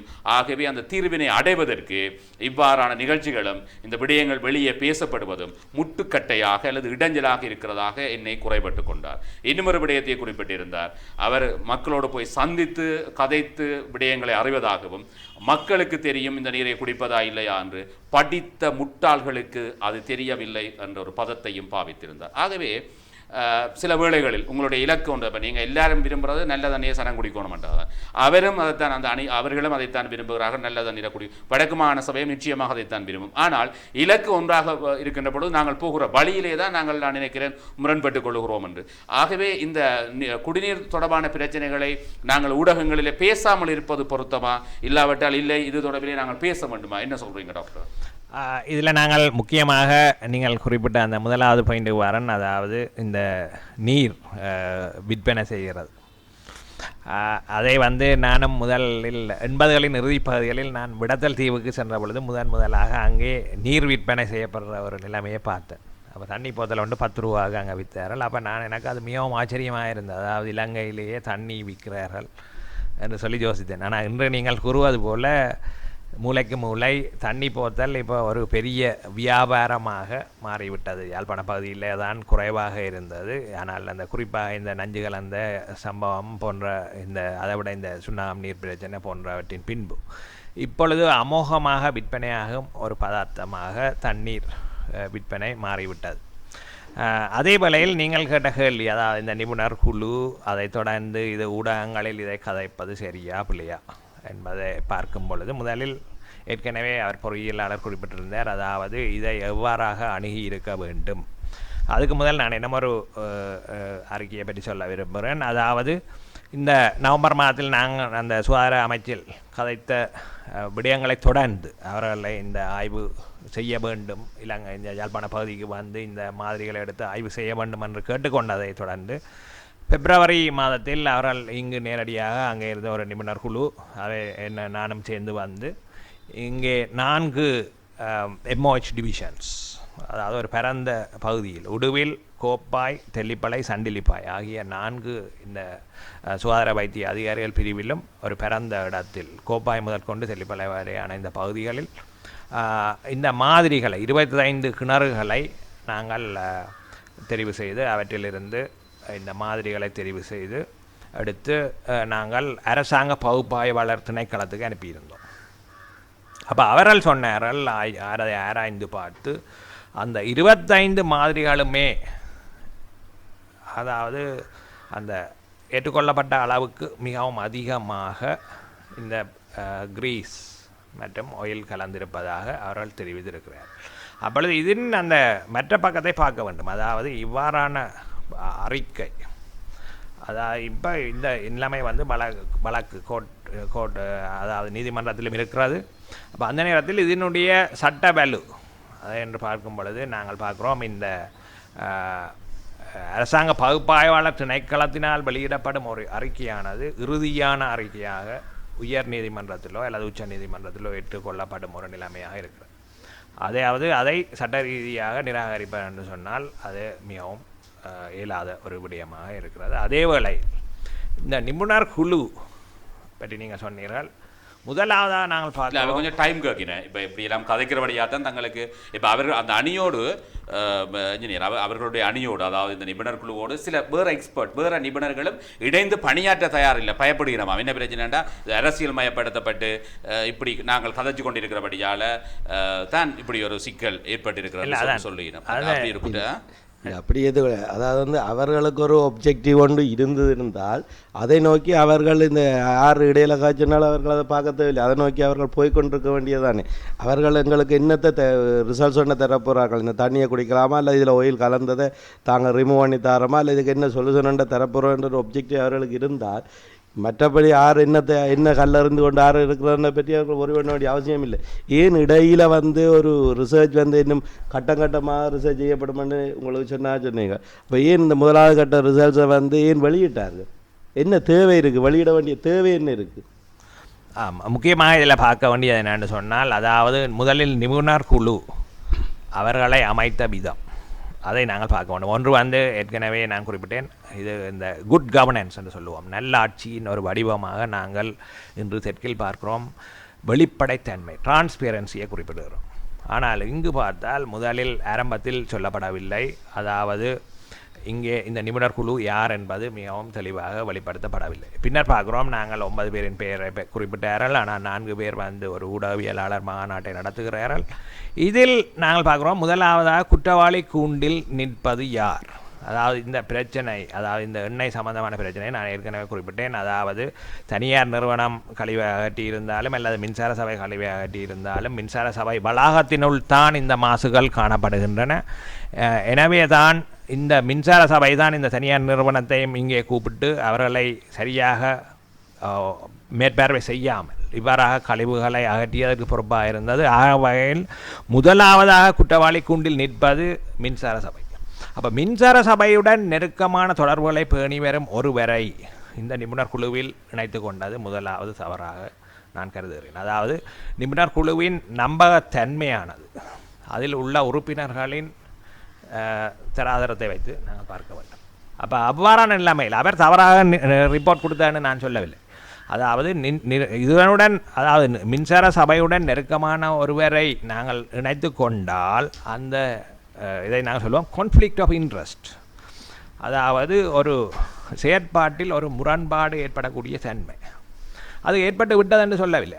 உதாரணத்துக்கு ஒரு பேராசிரியர் தன்னுடைய நேர்முக பரீட்சையில் தன்னுடைய மகனோ மகளுக்கு வைக்கும் பொழுது அதை நாங்கள் சொல்லுவோம் அது கான்ஃப்ளிக்ட் ஆஃப் இன்ட்ரெஸ்ட். அதாவது அவரை மகனுடைய மகனாக மகளாக எல்லா உறவினராக இருந்து விட்டால் அவரை பாஸ் பண்ண வேண்டிய ஒரு தன்மை இயல்பாக வருகிறது. அதே போல தான் இங்கேயும் நாங்கள் பார்க்குறோம். மின்சார சபையுடன் மிகவும் நெருக்கமான தொடர்புகளை பேணி வரும் ஒருவரை இந்த நிபுணர் குழுவில் இணைத்து கொண்டால் அவர் மின்சார சபையை காப்பாற்றுவதற்கு அவரை அறியாமலேயே செயற்படக்கூடிய தன்மைகள் காணப்படுகின்றன. ரெண்டாவதாக பார்க்குறோம், இந்த நிபுணர் குழு இந்த நச்சுலோகங்கள் போன்றவற்றை பரிசோதிப்பதற்கு எங்கே அதை அனுப்பியது, அந்த மாதிரிகளை அனுப்பியது. மாதிரிகளின் எண்ணிக்கையை பற்றி பிறகு வருகிறேன். முதலில் மாதிரிகளை அனுப்பியது எங்கே என்று பார்த்தால் இந்த கைத்தொழில் சார்ந்த நிறுவனம், அதாவது ITI இண்டஸ்ட்ரியல் டெக்னாலஜிக்கல் இன்ஸ்டிடியூட்டுக்கு அனுப்புகிறார். அப்போ இண்டஸ்ட்ரியல் டெக்னாலஜிக்கல் இன்ஸ்டிடியூட் யார், அவர்களுடைய பின்னணி என்ன என்பதை நாங்கள் இங்கே முக்கியமாக பார்க்க வேண்டும். அவர்கள் யார் என்று பார்த்தால் இன்று நாங்கள் பார்க்குறோம், இவர்கள் தான் இந்த நொதர்ன் பவர், இந்த தனியார் மின் உற்பத்தி நிலையத்துக்கு வருடமாக அவர்கள் சூழல் ஒழுக்க விதிகளை பின்பற்றுகிறார்களா என்பதை பொறுத்து அவர்களுக்கு லைசன்ஸ் வருடந்தோறும் புதுப்பிக்கப்பட வேண்டும். அப்போ அவ்வாறான செயற்பாட்டுக்கு உரிய அந்த லைசன்ஸை பெறுவதற்குரிய சர்டிஃபிகேட் யாரால் வழங்கப்பட்டது என்று பார்த்தால் அது ITI-யாக இருக்கிறது. அப்போ அதே ITI-இடம் மீண்டும் சென்று இவர்கள் இந்த மாதிரிகளை நாங்கள் எடுத்திருக்கிறோம், இதில் நச்சுத்தன்மை கலந்திருக்கிறதா என்று பரிசோதிப்பது கொடுப்பது என்பது மிகவும் பொருத்தமற்றது. அதாவது அங்கே ஒரு வெளிப்படையான முரண்பாடான தன்மை காணப்படுகிறது, கான்ஃப்ளிக்ட் ஆஃப் இன்ட்ரெஸ்ட்.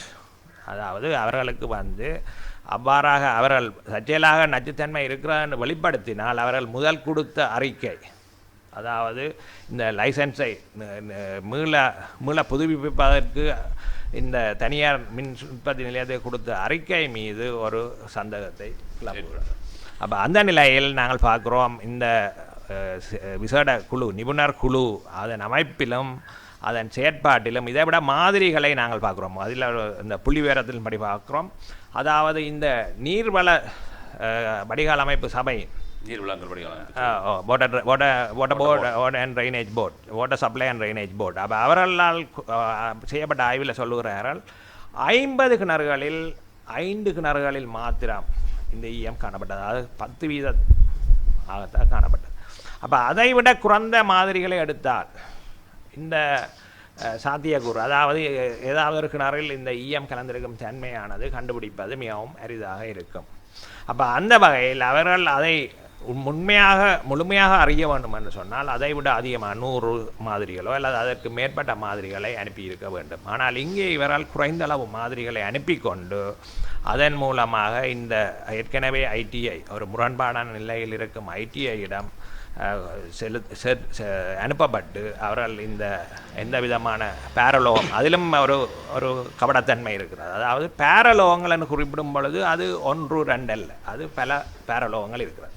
அப்போ பரிசோதனை செய்யப்பட்டு, இப்போ ஈயத்துக்கு பரிசோதனை செய்தால் ஈயம் இல்லை என்று சொல்லலாம், கட்மியத்துக்கு பரிசோதனை செய்யப்பட்டால் கட்மியம் இல்லை என்று சொல்லலாம்.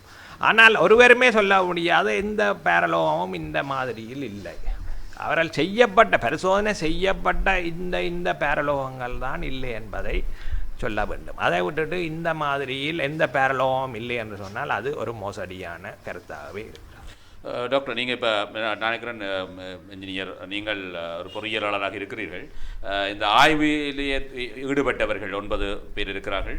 நீங்கள் சொன்ன மாதிரி அதில் டிரான்ஸ்பரன்சி வெளிப்படைத்தன்மை இல்லை என்று வைத்துக்கொண்டாலும் கூட ஓரளவுக்கு யார் அவருடைய கல்வி பின்னணி என்ன என்பது தொடர்பிலே தெளிவாக இருக்கிறது. எல்லாரும் உண்மையில் ஒரு துறை சார்ந்தவர்கள். அதிலே நாங்கள் யதார்த்த களத்திற்கும் அந்த நிபுணர் குழுவிலே இருக்கின்றவர்களுடைய தகுதிகள் தொடர்பிலே எந்த விதமான சந்தேகங்களும் இல்லை. யதார்த்த களத்துக்கு இப்போ எங்களுடைய டாக்டர் முரளி குறிப்பிட்டது போல அந்த ஆய்வுக்குழுவிலே இருந்தவர்கள் வேறு எந்த நிறுவனங்களுடன் தொடர்பிலே இருக்கிறார்கள் என்பது தொடர்பிலேயும் யதார்த்த களத்துக்கு அது தொடர்பிலே தெளிவில்லை அல்லது தெரியவில்லை என்றே சொல்லலாம். இன்னும் ஒன்று, யாரிடம் இந்த மாதிரிகள் கொடுக்கப்பட்டு ஆய்வு மேற்கொள்ளப்பட்டதோ அந்த குறித்த நிறுவனத்திற்கும் எங்களுடைய தனியார் மின் உற்பத்தி நிறுவனத்துக்கும் இடையிலான ஒரு வர்த்தக ரீதியான தொடர்புகள் பற்றியும் யதார்த்த களத்துக்கு தெரியவில்லை. ஆனால் நான் நினைக்கிறேன் அதில் டாக்டர் முரளி தெளிவாக இருக்கிறார். நீங்கள் அந்த பகுதியில் இருக்கிறீர்கள், குறிப்பாக அந்த தூய நீருக்கான மக்கள் ஒன்றியத்தின் தலைவராக இருக்கிறீர்கள். அந்த நீரிலே அவ்வளவு பிரச்சனை இல்லை என்கின்ற ஒரு கருத்துருவாக்கமும் அடுத்து இப்போ அந்த நீர் சப்ளை தண்ணீர் தொட்டிகள் எல்லாம் வைத்து இப்போ நீர் அது நீர் விநியோகமும் இப்பொழுது மிகவும் குறைந்த நிலையில் இருப்பதாக தகவல்கள் வெளியாகின்றன. நீங்கள் அந்த பிரதேசத்தில் இருக்கிறீர்கள் ஒன்று, இன்னும் ஒன்று நீங்கள் ஒரு பொறியியலாளர். ஆகவே இந்த இரண்டையும் வைத்து நீங்கள் என்ன சொல்லுகிறீர்கள்? இல்லை, ஒரு ஆய்வு ஒன்று மேற்கொள்ளும் பொழுது இப்போ முதலில் ஒரு கணத்தில் இது இந்த விடயம் இலங்கையில் ஒரு புதுமையான புதுசு எல்லா நிபுணர்களுக்கும் ஒரு புது விடயம். மற்றது நிலத்து கீழே இருக்கிறத கண்ணால் பார்க்க முடியாத எப்படி அந்த நீரோட்டங்கள் இருக்க இப்போ இதுவரை நவீன கருவிகளை கொண்டான் செய்யணும். ஆனால் சில விடயங்களை நாங்கள் செய்து பார்க்கலாம். என்னென்னு சொன்னால், ஒரு கிணத்துல இவர்கள் ஒரு கிணறுலேருந்து தண்ணியை எடுத்து டெஸ்ட் பண்ணும்போது அதில் இருக்கண்டும் அதே கிணத்துலையா திருப்பி எடுத்து பார்த்தார்கள், அது இல்லையென்று சொல்கிறாண்டு. அது தெரியாது, அது வேறு சாம்பிளாக எடுத்து அப்படி இல்லையென்று வரும்பொழுது என்னென்ன ஒன்றில் ஒருக்கா இருக்க வேண்டும் வரைக்கும் அடுத்த தடவை இல்லையென்று வரைக்கும் திருப்பியும் ஒருக்கா டெஸ்ட் பண்ணி அது எல்லாருக்கும் இந்த திருப்பியும் ஒருக்கா டெஸ்ட் பண்ணி பார்க்கணும். சாம்பிளிங்கில் எரர் இருந்திருக்குமா, அல்லது ஏன் முதல் இல்லையாண்டு வந்தது ஏன் இருக்கண்டு வருது, அல்ல இருக்கண்டு வந்தது ஏன் இல்லையாண்டு வருதுன்னு ஒரு கண்டினியூஸ் மைட். அதாவது நான் முதல்ல அதாவது இந்த ரிசர்ச் கமிட்டிக்கு ஒரு ஒப்ஜெக்டிவ் இல்லை, அவர்கள் என்ன எப்படி செய்யணுன்ற இது தெரியாமல் இருக்குன்னு நான் நினைக்கிறேன். விளங்கவில்லை ஒரு அல்லது இன்னும் ஒரு மழை அது தண்ணியின் வாட்டர் லெவலோடு இது சம்மந்தப்பட்டு இருக்கலாம், தெரியா. இன்னும் இது டிசம்பர் மாதம் ஒரு குறுகிய காலத்தில் அதாவது டென்சிட்டி கூடின மழை ஒன்று இங்கே ஏற்பட்டது. அதால் தான் எல்லா கிணத்துக்கும் பரவுன்ற ஒரு சந்தேகம் இருக்கிறது. அது இப்போ மழை இல்லாத தன்மையில் நீரோட்டம் சேர மாறுமென்ற ஒரு சந்தேகம் எங்களுக்கு கிரவுண்டுக்குள்ள என்ன இருக்குன்றது.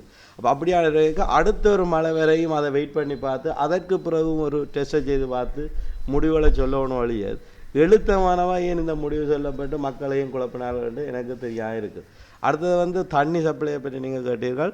அது இந்த முதல்ல தண்ணி சப்ளைக்கு ஒரு கட்டமைப்பு, அதாவது அந்த சேலனி நாங்கள் சேலனி மீட்டிங் நடக்கும், அதில் இந்த அட்மிஷன் இஷ்யூவை தான் அதிக நேரம் கலைப்பார்கள். தண்ணியை கொடுக்குறது, ஆறு கொடுக்குறது, எங்கே இருந்து தண்ணி எடுக்கிறது, தண்ணி எடுக்கிறதுலேயும் கன பிரச்சனை இருக்குது. எங்கே இருந்து தண்ணி வருது, வர்ற தண்ணி நல்லதா கூடாதா கன பிரச்சனை. வர்ற தண்ணியிலையும் எத்தனையோ ஆக்கள் எங்கள் மக்கள் நாங்களே நேரம் அதுலேயும் மிதந்து காணப்படுது. ஆனால் அது சில நேரம் குளோரினாக இருந்திருக்கலாம். அப்போ அந்த அடிப்படையில் மக்களுக்கு ஒரு பயம் இருந்தது. அதை கண்ணால் பார்த்து அவர்கள் கண்ணாத ஒரு படலம் ஒன்று வேண்டாம், ரைட் ஓயில் வந்துட்டு அடிப்படையில் ஒரு பயம் ஒன்று மக்களுக்கு இருக்குது. அப்போ இதுவரை நிவர்த்தி செய்ய வேண்டியது இவர்கள் விஞ்ஞான ரீதியில் இல்லை என்று புருவணும்னு வேண்டாம். ஒரே கணத்தில் நான் இன்னைக்கு இதுவரையும் அதே கணத்தில் திருப்பி டெஸ்ட் பண்ணதுண்டு நான் இதுவரையும் கேள்விப்பட்டேன். தண்ணி சப்ளை நடக்குதா? தண்ணி சப்ளை என்ன பிரச்சனைனா ஏன் குறைஞ்ச ஒரு ரீசன்டா மக்கள் போய் எடுக்கல தண்ணி. சிலர் அதுலேயும் சரியில்லை தான் தண்ணி, இதே நாங்கள் குடிச்ச எல்லாம் ஒன்று அதில் போய் அலையிற மாதிரி எடுக்கும். அல்லது நல்லதுன்னு சொல்லிட்டாங்க. சில பேர் இனியனது கலவான்னு குடிப்போன்னு சில பேர் முடிவெடுக்கிறாரு. அப்போ மக்கள் ஒரு பயத்தோடு என்ன தெரியும், நீங்கள் கண்டிப்பாக மினரல் வாட்டர் தான் குடிப்பீங்க, எல்லாம் உங்களோட பிள்ளைகள் அதுதான் குடிப்பார்கள். ஆனால் அங்கே இருக்கிற சாதாரண இது இயல்பு தானே, சாதாரணமான மக்கள் இப்போ குடிக்க ஆரம்பிச்சுட்டோம் என்ன தண்ணியை. சாதாரண மக்கள் சில மக்கள் அதை குடிக்க ஆரம்பித்திருக்கிறார்கள். இப்போ டாக்டர் அந்த தண்ணியை குடிக்கிறதால இப்போ ஆய்வுகளை விடுவோம் நாங்கள், அவர்கள் சரி இவர்கள் பிள்ளைன்றதை கடந்து இந்த தண்ணியை குடிக்கிறதால எதிர் விளைவுகள் என்ன ஏற்படும்? ஜெனரேஷன் அடுத்தடுத்த சந்தைகளுக்கு பாதிப்பு ஏற்படுமா, இல்லாவிட்டால் இந்த குடிக்கின்றவர்களுக்கு மட்டும் ஏற்படுமா, இல்லாவிட்டால் அங்கே உற்பத்தி செய்கின்ற விவசாய பொருட்களை நாங்கள் வாங்கி உண்ணுகிற பொழுது அல்லது ஏனைய பிரதேசத்து மக்களுக்கு பாதிப்பு ஏற்படுமா? அது தொடர்பில் என்ன சொல்லுகிறீர்கள்? ஆமாம், முதலாவதாக வைத்தியர் என்பதற்கு முதல் ஒரு மனிதன் என்ற முறையில் நான் கூறுவேன், நல்ல தண்ணீர் என்பதற்கு அடிப்படை அது உலக சுகாதார ஸ்தாபனமாக இருக்கலாம் அல்லது அடிப்படை சுகாதார புத்தகமாக இருக்கலாம். முதலில் நாங்கள் கூறுவது, அதாவது ஒரு நீர் சுத்தமான நீர் என்று சொன்னால் அதற்கு எந்தவித நிறம் மனம் அல்லது ஒரு மாற்றம் ஏற்பட்டிருக்கக்கூடாத ஒரு திரவத்தை தான் நாங்கள் நன்னீர் என்று சொல்லுவோம். அப்போ இங்கே நாங்கள் பார்க்குறோம், இங்கே எண்ணெய் மிதந்து தெரிகிறது, வெளிப்படையாக கண்ணுக்கு தெரிகிறது. அதை விட அங்கே அதை எடுத்து மணந்து பார்க்கும் பொழுது ஒரு விதமான மனம் வீசுவதை நாங்கள் அவதானிக்கக்கூடியதாக இருக்கிறது. அப்போ கடவுளினால் முதலில் வழங்கப்பட்ட எளிமையான உபகரணங்கள் கண்ணும் மூக்கும். அப்போ அவற்றின் மூலமாக நாங்கள் இந்த நீரானது ஒவ்வாது, அதாவது ஒரு ஆரோக்கியத்துக்கு உகந்ததல்ல என்பதை முதலிலேயே வெளிப்படையாக தெரிகிறது. இப்போ அதுக்கு பிறகு இதில் ஆய்வுகள் செய்து நாங்கள் இந்த அடுத்த நிலைமைக்கு செல்லும் பொழுது நாங்கள் பார்க்குறோம், முக்கியமாக இந்த அறிக்கைகளில் குறிப்பிடப்பட்டிருப்பதில் மிகவும் முக்கியமானது இந்த பேரலோகம் வந்து இந்த வாட்டர் சப்ளை அண்ட் ட்ரைனேஜ் போர்டினால் வெளிப்படுத்தப்பட்ட அறிக்கையில் குறிப்பிடப்பட்டிருக்கிறது. அது வந்து தொடர்ந்து ஆய்வுகள் மேற்கொள்ளப்பட வேண்டும். நான் இந்த முதலமைச்சருக்கு எழுதிய கடிதத்தில் நான் பிப்ரவரி மாதத்தில் மிக தெளிவாக குறிப்பிட்டிருக்கிறேன். அதாவது இந்த 5 கிணறுகளும் 2012 இந்த ஆய்வுகள் மேற்கொள்ளப்பட்டிருப்பதாக குறிப்பிடப்பட்டிருக்கிறது. 5 கிணறுகளில் அவர்கள் அதிக அளவு ஈயம் கண்டுபிடித்திருக்கிறார்கள். ஆனால் இன்று வரைக்கும் அந்த கிணறுகள் எங்கே இருக்கிறது என்பது ஒரு மர்மமாக இருக்கிறது. இங்கே தான் அந்த இவர் பொறியியலாளர் குறிப்பிட அந்த விடயங்கள் வருகிறது. அதாவது ஏன் இந்த கிணறுகள் இன்னும் மறைக்கப்பட்டு வருகின்றன, அதாவது இதுக்குரிய அந்த வாட்டர் அண்ட் ட்ரைனேஜ் போர்ட் அவர்கள் ஏன் இந்த கிணறுகளை வெளிப்படுத்தவில்லை என்பது ஒரு மிகவும் கேள்விக்குறியாக இருக்கிறது. இந்த கிணறுகள் வெளிப்படுத்தப்பட வேண்டும். ஏனென்று சொன்னால் நாங்கள் பார்க்குறோம், இந்த ஈயமானது உணவுச் சங்கிலியின் வழியாக எந்தவித பாவனைக்கும் உதவாத ஒரு நிலைமையை ஏற்படுத்தக்கூடியவை. அதாவது அதை குடித்தால் மாத்திரமல்ல, அதை நாங்கள் விவசாய தேவைகளுக்காக மரங்களுக்கு ஊற்றினால் அந்த மரத்திலிருந்து புறப்படும் பழங்களோ அல்லது வேறு ஏதாவது பயிர் செய்தால் அந்த மரக்கறிகளை உண்ணும் பொழுதோ அல்லது அந்த நீரை குடித்து வாழும் கால்நடைகளோ அல்லது கோழி போன்ற பறவைகளோ அவற்றின் இறைச்சியை நாங்கள் உண்ணும் பொழுது மீண்டும் அந்த ஈயமானது உணவுச் சங்கிலி வழியாக மனிதனின் உடலை அடைந்து நச்சுத்தன்மையான விளைவுகளை ஏற்படுத்தக்கூடும். எனவேதான் முதலில் இந்த 5 கிணறுகளும் அடையாளம் காணப்பட வேண்டும். இது இன்று வரைக்கும் அதை மிகவும் ரகசியமாகவே வைத்திருக்கிறார்கள். நான் கேட்டுக்கொண்ட பின்பு கூட எந்தவித நடவடிக்கையும் மாகாண அரசாங்கத்தாலோ அல்லது உரிய அதிகாரிகளாலோ மேற்கொள்ளப்படவில்லை. நான் மிகவும் சந்தேகத்துடன் இருக்கிறேன். ஏனென்று சொன்னால் இந்த கிணற்றில் தண்ணியை குடித்தவர்களின் உடலில் நாங்கள் ஆய்வுட ரீதியாக பரிசோதித்தால் அவர்களுடைய இரத்தத்தில் நாங்கள் இதை கண்டுபிடிக்கலாம். அதாவது அதிக அளவு ஈயம் கலந்திருந்தால் மிகவும் வெளிப்படையாக அந்த உண்மையை தெரிந்துவிடும். அதாவது இந்த பகுதி வாழும் மக்கள் வந்து ஈயம் நஞ்சூட்டலினால் பாதிக்கப்பட்டிருக்கிறார்கள் என்பது வெளிப்படும் என்ற பயத்தினால்தான் இந்த விவரங்கள் மூடி மறைக்கப்படுவதாக நான் சந்தேகிக்கிறேன். அதை நான் மிகவும் வெளிப்படையாகவே சொல்லுகிறேன். அவர்கள் நேர்மையானவர்களாக உண்மையானவர்களாக இருந்தால் நேரடியாக எந்த கிணற்றில் அவர்கள் கண்டுபிடித்தார்கள் என்பதை வெளிப்படுத்த வேண்டும். அதைத் தொடர்ந்து உரிய ஆய்வுகள் மேற்கொள்ளப்பட்டு அந்த அண்மையில் உள்ள அனைத்து மனிதர்கள் உடலில் இந்த குருதியில் பரிசோதனை செய்வதன் மூலமாக நாங்கள் உண்மையை கண்டுபிடிக்கலாம். அதாவது இந்த இவர்களில் ஈயம் போன்ற நச்சு பதார்த்தங்கள் கலந்திருக்கிறதா இல்லையா என்பதை நாங்கள் குறிப்பாக இந்த சிறுவர்கள் மத்தியில் இந்த ஈயம் நஞ்சாக்கலானது மிகவும் பாதகமான விளைவுகளை ஏற்படுத்துகிறது. நரம்பு மண்டல பாதிப்புகளை ஏற்படுத்தலாம். ஆனால் இது வந்து காலப்போக்கில் தான் தெரியும். இன்று குடித்தால் நாளைக்கு தெரியாது. அதென்றால் அந்த உடலில் அந்த செறிவு அதிகரித்து செல்லும் பொழுது அதன் தாக்கமானது அதிகரித்து கொண்டு போகும். அப்போ ஆரம்ப நிலையில் மிகவும் சிறிய அறிகுறிகள் தென்படும். உதாரணமாக குருதிச்சோகை, அதாவது இந்த ஹீமோகுளோபின் என்ற அந்த செங்குருதி கலங்களின் அளவு குறைந்து காணப்படும். அப்போ அந்த நிலைமையானது இலங்கையில் கண்டுபிடிப்பது என்பது இலகுவாக இருக்காது. என்னென்னு சொன்னால் ஏற்கனவே பார்க்குறோம், இலங்கையில் 5 ஒரு பகுதியின் மக்களுக்கு இந்த குருதிச்சோகை இருக்கிறது. என்ன சத்து குறைவு காரணமாக பலர் இந்த குருதிச்சோகையினால் பாதிக்கப்பட்டிருக்கிறார். அப்போ ஈயத்தினால்தான் குருதிச்சோகை ஏற்பட்டிருக்கிறார் என்று சொல்லி கண்டுபிடிக்க முடியாது.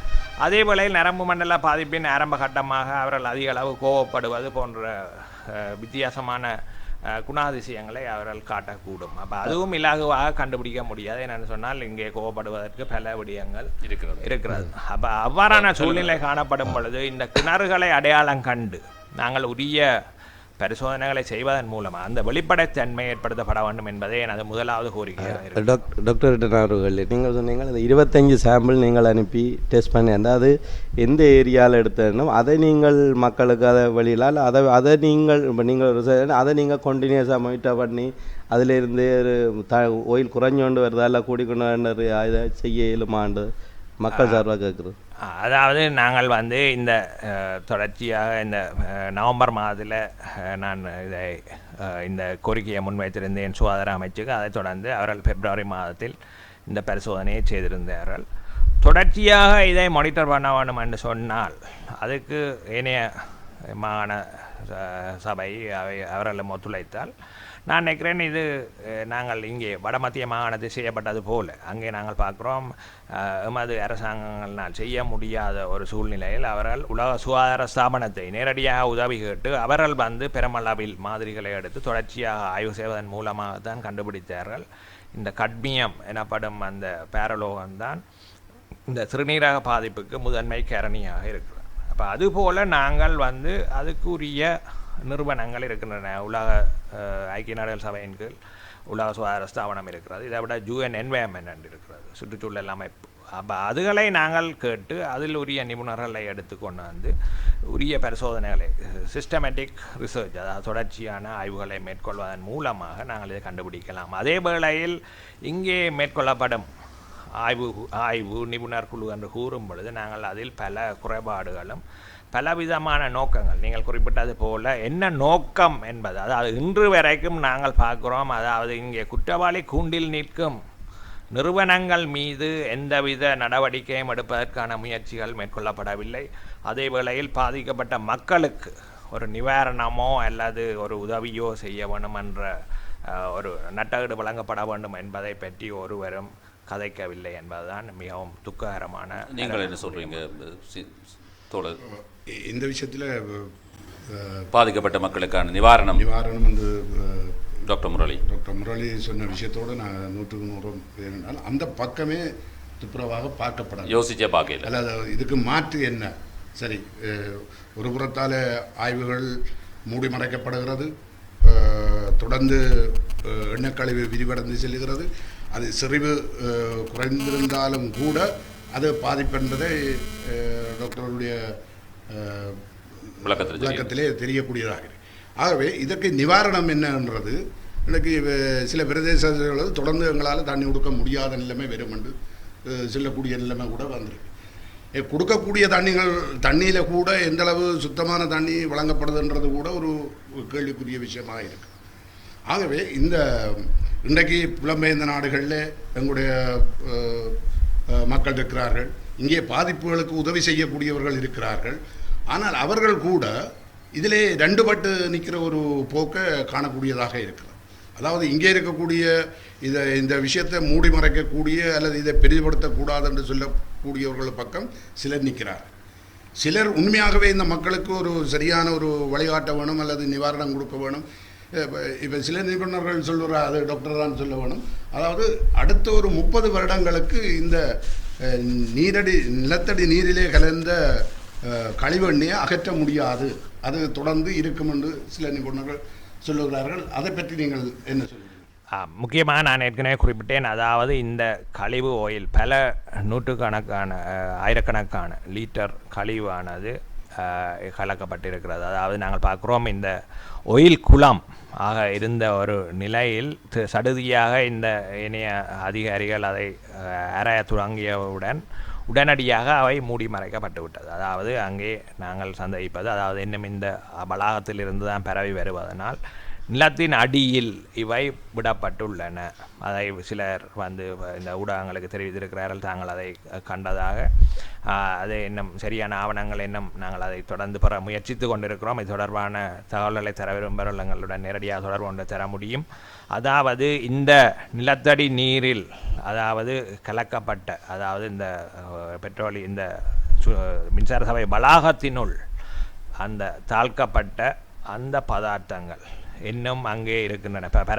பெருமளவு பரவி இருந்தாலும் மீதியாக இருப்பவற்றையாவது நாங்கள் உடனடியாக நான் ஏற்கனவே சொல்லியிருக்கிறேன், இந்த நிபுணர்கள் இந்த மின்சார சபையைச் சேர்ந்தவர்களோ அல்லது இந்த தனியார் நிறுவனத்தைச் சேர்ந்தவர்களோ அதை நேர்மையாக ஏற்றுக்கொண்டு, கடந்த காலத்தில் விட்ட தவறு, இந்த கழிவு பதார்த்தங்களை அகற்றிய முறை, அதை அவர்கள் நேர்மையாக ஏற்றுக்கொண்டு அந்த இடத்தை காட்டினால், அந்த இடத்திலிருந்து நாங்கள் இந்த கழிவு பதார்த்தங்களை அகற்றினால் விரைவாக இந்த நிலைமை சீராவதற்கு வாய்ப்புகள் இருக்கிறது.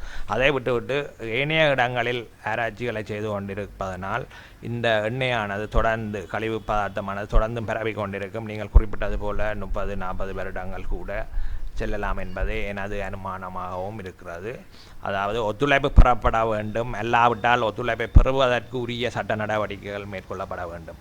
மின்சார சபையும் அவர்களுடைய கீழ் இயங்கும் அந்த தனியார் நிறுவனமும் சரியான பொறுப்பு கூறலுக்கு உட்படுத்தப்பட வேண்டும். அந்த வகையில் தான் நான் பார்க்கிறேன். மாகாண சபை உரிய நடவடிக்கைகள் எடுக்காவிட்டால் இது உச்ச நீதிமன்றத்துக்கு பேரப்படுத்தி ஒரு சரியான அடிப்படை மனித உரிமை மீறல் மனுவை தாக்கல் செய்தாவது இந்த நிறுவனங்களை பொறுப்பு கூற வைத்து மக்களுக்கு உரிய நிவாரணத்தை வழங்குவதற்கு உரிய நடவடிக்கைகள் விரைவாக மேற்கொள்ளப்பட வேண்டும்.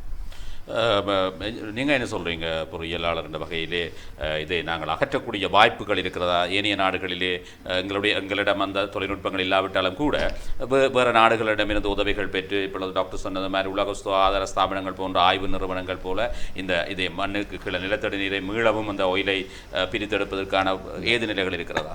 இல்லை, அதுக்கு முதல்ல அந்த பிரித்தெடுக்கணும்னா அதுன்ற அந்த டாக்டர் சோஸை கண்டுபிடிக்கணும். இப்போவும் அது தடுக்கணும். அது சரி, அது சோஸை கண்டுபிடித்துட்டு நாங்கள் சில இது என்ன விதமாக இது பரவப்பட்டிருக்கின்ற நிலத்தடி நீர் மேப்பிங் கொண்டு செய்து பார்க்கணும். எப்படி டென்சிட்டி என்ன டென்சிட்டியில் இது பரவப்பட்டிருக்கின்றது அந்த மேப்பிங்கை செய்து வச்சு அதைத்தான் செய்கிறேன்னு சொல்கிறார்கள். நிபுணக்குழு சொல்லுது அது செய்து கொண்டு இருக்கிறோம் என்று அதை செய்திருந்த அந்த மேப்பிங்கை செய்து அது எப்படி பரவப்பட்டிருக்கின்றதை அதை விட வேறு சில இல்லை, செலவு குறைந்த வேலையும் அந்த பரவலாக செய்து கொண்டிருக்கலாம். என்னென்னா ஒரு கிணத்தை ஒருக்கா ரச்சு பார்க்குறது என்னென்ன தெரியாது, என்ன ஒருக்கா ரச்சு பார்க்குறது இப்போ அதுக்கு இருக்காடு டெஸ்ட் பண்ணுறது, அந்த தண்ணி திருப்பவும் நாங்கள் தண்ணியை திருப்பி எங்கே வர்றா இல்லை அது தண்ணியை ரிமூவ் பண்ண அது ஒரு பரிசோதனை ரீதியான ரீதியில் செய்து பார்க்கணும். ஆனால் எந்த ஒரு முயற்சியும் மேற்கொள்ளாமல் எல்லாம் பேப்பரில் இப்படி செய்யலாம் அல்ல ஒரு பிரயோசனமும் இல்லை. வேறு நாடுகளில் இந்த தொழில்நுட்பங்கள் இருக்கும் இல்லையா? வேறு நாடுகள் முதலிலேயே நான் நினைக்கிறேன் ஜப்பான் தாங்கள் இதை என்று சொன்னார்கள். அவர்களோட கதை இல்லை. வேறு நாடுகளில் கட்டாயம் ஏனென்றா நைஜீரியா போன்ற நாடுகளில் இதால் கணக்கு அது அப்படியே வயல் எல்லாம் அந்த கருப்பு வயல் என்று சொல்லி அப்படியே எண்ணெய் கிணறுகள் அப்படி இருக்கு. ஆனால் அதையும் அவர்கள் ஏதோ ஒரு விதத்தில் பயன்படுத்துறதுக்குரிய இதை செய்து கொண்டிருக்கிறார். அப்போ அங்கே அந்த தொழில்நுட்பம் கட்டாயம் இருக்கும். அதை நாங்கள் கொண்டு வருவோம். டாக்டரோட ஒரு கேள்வி, அதாவது டாக்டர் தான் நிறைய கேள்வி இல்லை துறை சார்ந்தவர்கள் வெளிநாடுகளில் அதாவது ஓயில் கலந்த தண்ணீரில் இருந்து இந்த ஓயிலை பிரித்தெடுக்கக்கூடிய ஒரு தொழில்நுட்பம் சொல்லுகிறார். ஆமாம், அதை எடுத்து எங்களுடைய மக்களுக்கு அதை பயன்படுத்துவதன் மூலமாக இந்த பாதிப்பை உடனடியாக ஒரு நிவாரணமாக அமையும்.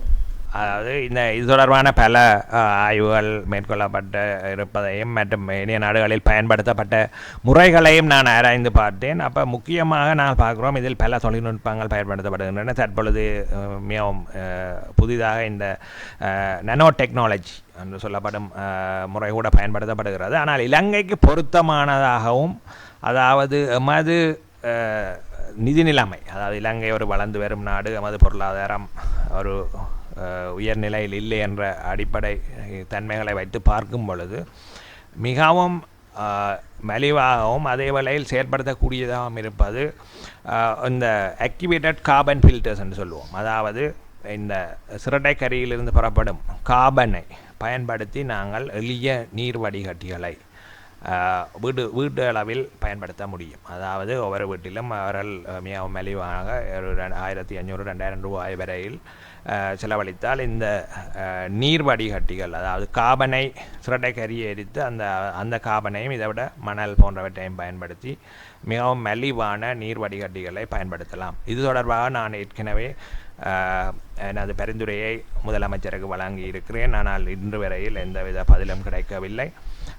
அதாவது இது தற்காலிகமாக, அதாவது நீங்கள் ஏற்கனவே குறிப்பிட்டது போல உண்மையில் நீர் வழங்குவது என்பது பிராக்டிக்கலாக செயற்முறை ரீதியாக பொருத்தம் இல்லாமல் இருக்கிறது. ஆகவே அதே வேளையில் சிலர் இந்த கவலையாலேயே தங்களுடைய தண்ணீரை மீண்டும் குடிக்கும் அதே நிலைமைக்கு தள்ளப்பட்டிருக்கிறார்கள். அப்போ அவர்களுக்கெல்லாம் இலகுவாக நான் கூறக்கூடியது, இந்த உரிய நிவாரணம் பெரும் வரையிலாவது தற்காலிகமாக இந்த காபன் வடிகட்டிகளை அவர்கள் பொருத்தினால் அவர்கள் குடிக்கும் தண்ணீரில், அதாவது இந்த காபனுக்கு ஒரு நற்தன்மை நல்ல குணம் இருக்கிறது. அதாவது அது என்ன செய்யும் என்று சொன்னால் இந்த எண்ணெய்த்தன்மையையும் அதை விட இந்த ஈயம் போன்ற அந்த பேரலோகங்களையும் உறிஞ்சும் தன்மை காணப்படுகிறது.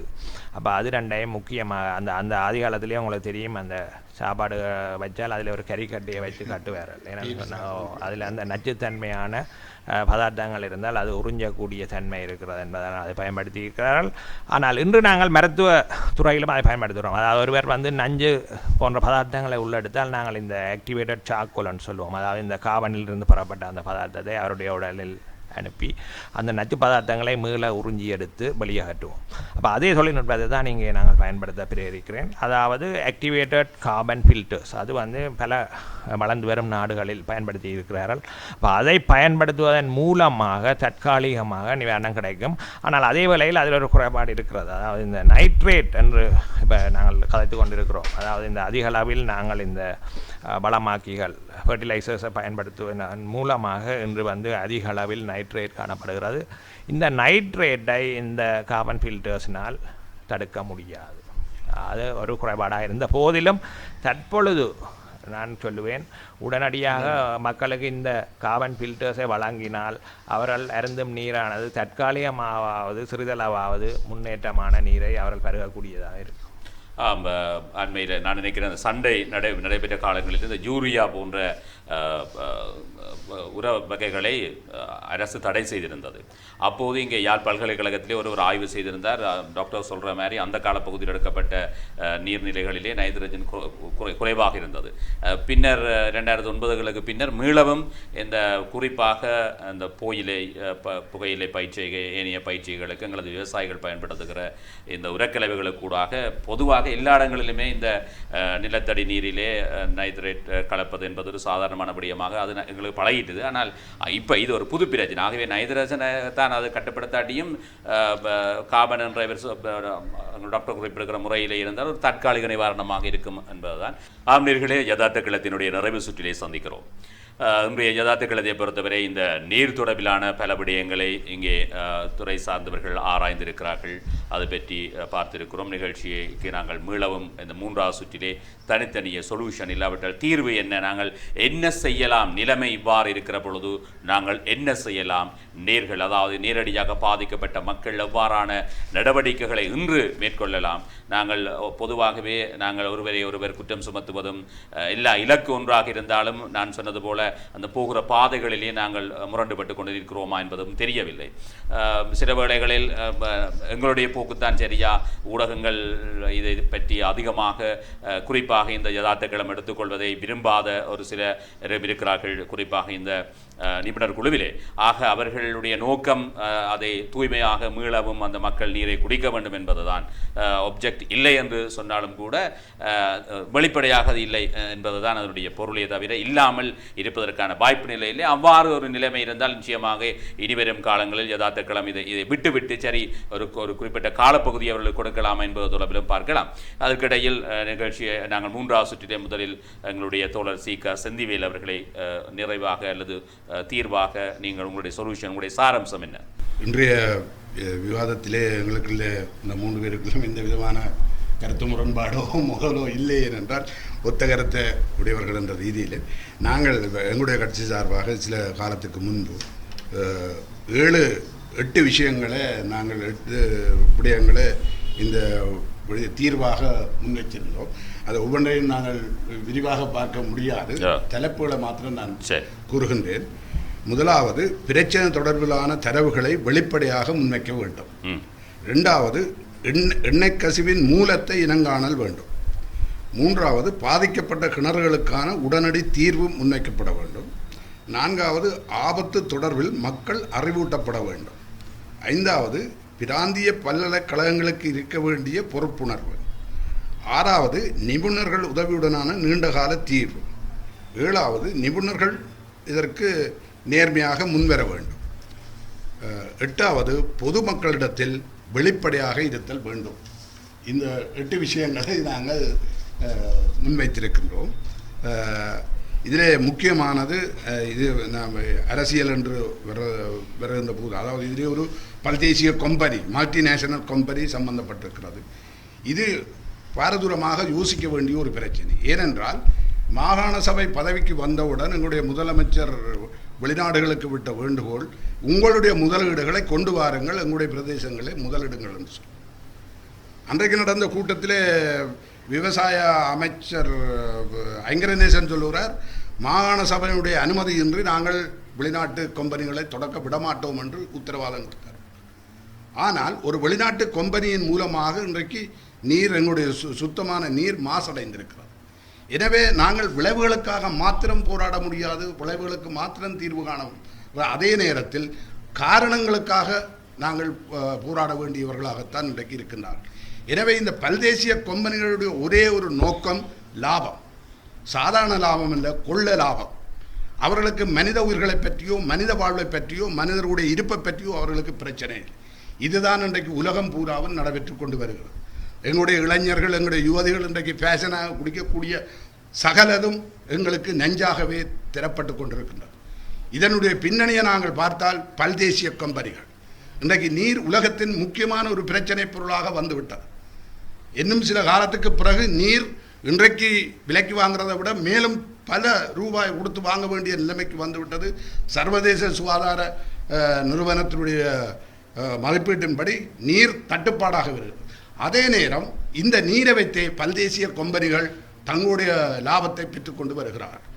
எனவே தான் மக்கள் பரந்த அளவிலே சிந்திக்க வைப்பதற்கு, வெளிப்படையை செய்வதற்கு எங்களுடைய டாக்டர் போன்றவர்கள், பொருளியலால் போன்றவர்கள் மக்கள் மத்தியில் சரியான விழிப்புணர்வை ஏற்படுத்துவதற்கு, மக்களை அறிவுறுத்துவதற்கு, நாங்கள் பெரியாக்கள் நீங்கள் கேட்க வேண்டும் என்ற அடிப்படையில் அல்ல, நாங்கள் மக்கள் என்ற அடிப்படையில் அவர்களோடு கலந்துரையாடி இதனுடைய ஆபத்துக்களை சொல்ல வேண்டும். இங்கே பொறியியலாளர் கூறுகின்ற போது சொன்னார், மக்கள் ஏதோ அதை என்னவோ குடிச்சிட்டு போகிறோம் என்று போகிறார்கள். ஆனால் அதனுடைய விளைவு இவர்களுக்குத்தான் மருத்துவமனைக்கு போகின்ற போது தான் அதனுடைய ஆபத்தை அவர்கள் காணக்கூடியதாக இருக்கும். எனவே இது மக்களுடைய வாழ்க்கை, எதிர்கால தலைமுறையை சார்ந்த ஒரு பிரச்சனை என்றாடவே. இன்னும் ஒரு தமிழ் அரசியல் பாசையிலே சொன்னால் தமிழினத்தினுடைய இருப்பு, தமிழ் தேசிய இனத்தினுடைய இருப்பு என்று நாங்கள் பார்த்தாலும் கூட அங்கே இந்த உயிர் வாழ்கிற பிரச்சனையை நாங்கள் பார்க்கக்கூடியதாக இருக்கு. எனவே இந்த தூய நீருக்கான அந்த இயக்கத்தை இங்கே முன்வைக்கப்பட்ட கருத்துக்களிலே முரண்பாடு இல்லை. ஆனால் இவற்றுக்கு முரண்பாடாக இருக்கக்கூடியவர்கள் மக்கள் நலன் சார்ந்து சிந்திக்க வேண்டும், செயல்பட வேண்டும், அவர்கள் ஒரு நல்ல நிலைக்கு வர வேண்டும் என்பதைத்தான் சுய லாபங்கள், குறுகிய நோக்கங்களுக்கு அல்லது பதவி அரசியலுக்கு அப்பால் மக்களுடைய வாழ்வாதார பிரச்சனை என்பதை உணர்ந்து ஒரு நல்ல நிலைக்கு வர வேண்டும் என்பதைத்தான் நாங்கள் இந்த இடத்திலே வற்புறுத்துகிறோம். தொடர்ந்து தூய நீருக்கான மக்கள் ஒன்றியத்தின் தலைவரும் பொறியியலருமான திரு நந்துருவன் அவர்கள் அவருடைய சாராம்சத்தை பகிர்ந்து கொள்வார். மக்கள் சார்பாக நாங்கள் நான் முதலிலே சொன்ன மாதிரி இந்த பொறுப்பு கூற வேண்டியவர்கள் கட்டாயம் இதற்குரிய பொறுப்பை கூற வேண்டும். அல்ல இதற்குரிய நடவடிக்கையை ஒரு பொறிமுறைக்கூடாக, அரசாங்க பொறிமுறைக்கூடாக போகிறது, அரசாங்க பொறிமுறைக்காக போக வேண்டும். இதில் நான் இந்த இதற்குரிய தீர்வாக நான் என்ன செய்யலாம், இப்போ என்னுடைய மக்கள் சார்பாக இல்லை நான் ஒரு சொல்கிறேன் என்னென்றால், இந்த ரிசர்ச் என்றது ஒரு சிஸ்டமேட்டிக்காக அது போய்கொண்டிருக்கிற தருணத்தில் இங்கால இதற்கு பொறுப்பாக இருக்கிற இலங்கை மின்சார சபை இதுக்கு ஒரு காரணம்னு சொன்னால், அவர்கள் தங்களுடைய பொறுப்பை உணர்ந்து அல்லது மக்களின் நலனை கருதி அவர்கள் தங்களுடைய வெளிப்படுத்தன்மையை வெளிப்படுத்த வேண்டும். பிரதேச சபை தன்னுடைய கடமையை செய்கிறதுக்குரிய நடவடிக்கையை மேற்கொள்ள வேண்டும். மாகாண சபை அதை தனக்குரிய கடமையை செய்கிறதுக்குரிய நடவடிக்கை வேண்டும்.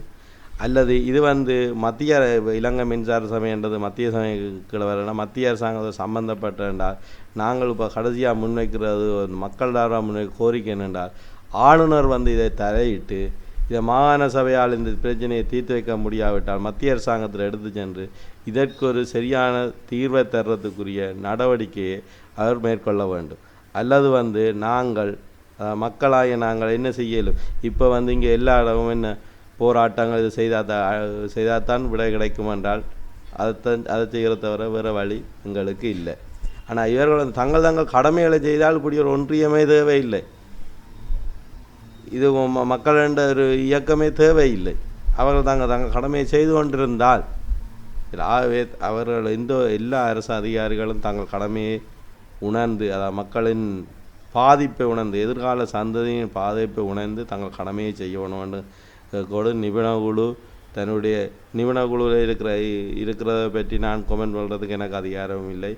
எனக்கு அந்த வயசும் இல்லை. ஏன்னா அதில் இருக்கிறவரால் என்னுடைய லெக்சரர் எனக்கு படிப்பித்தவர்.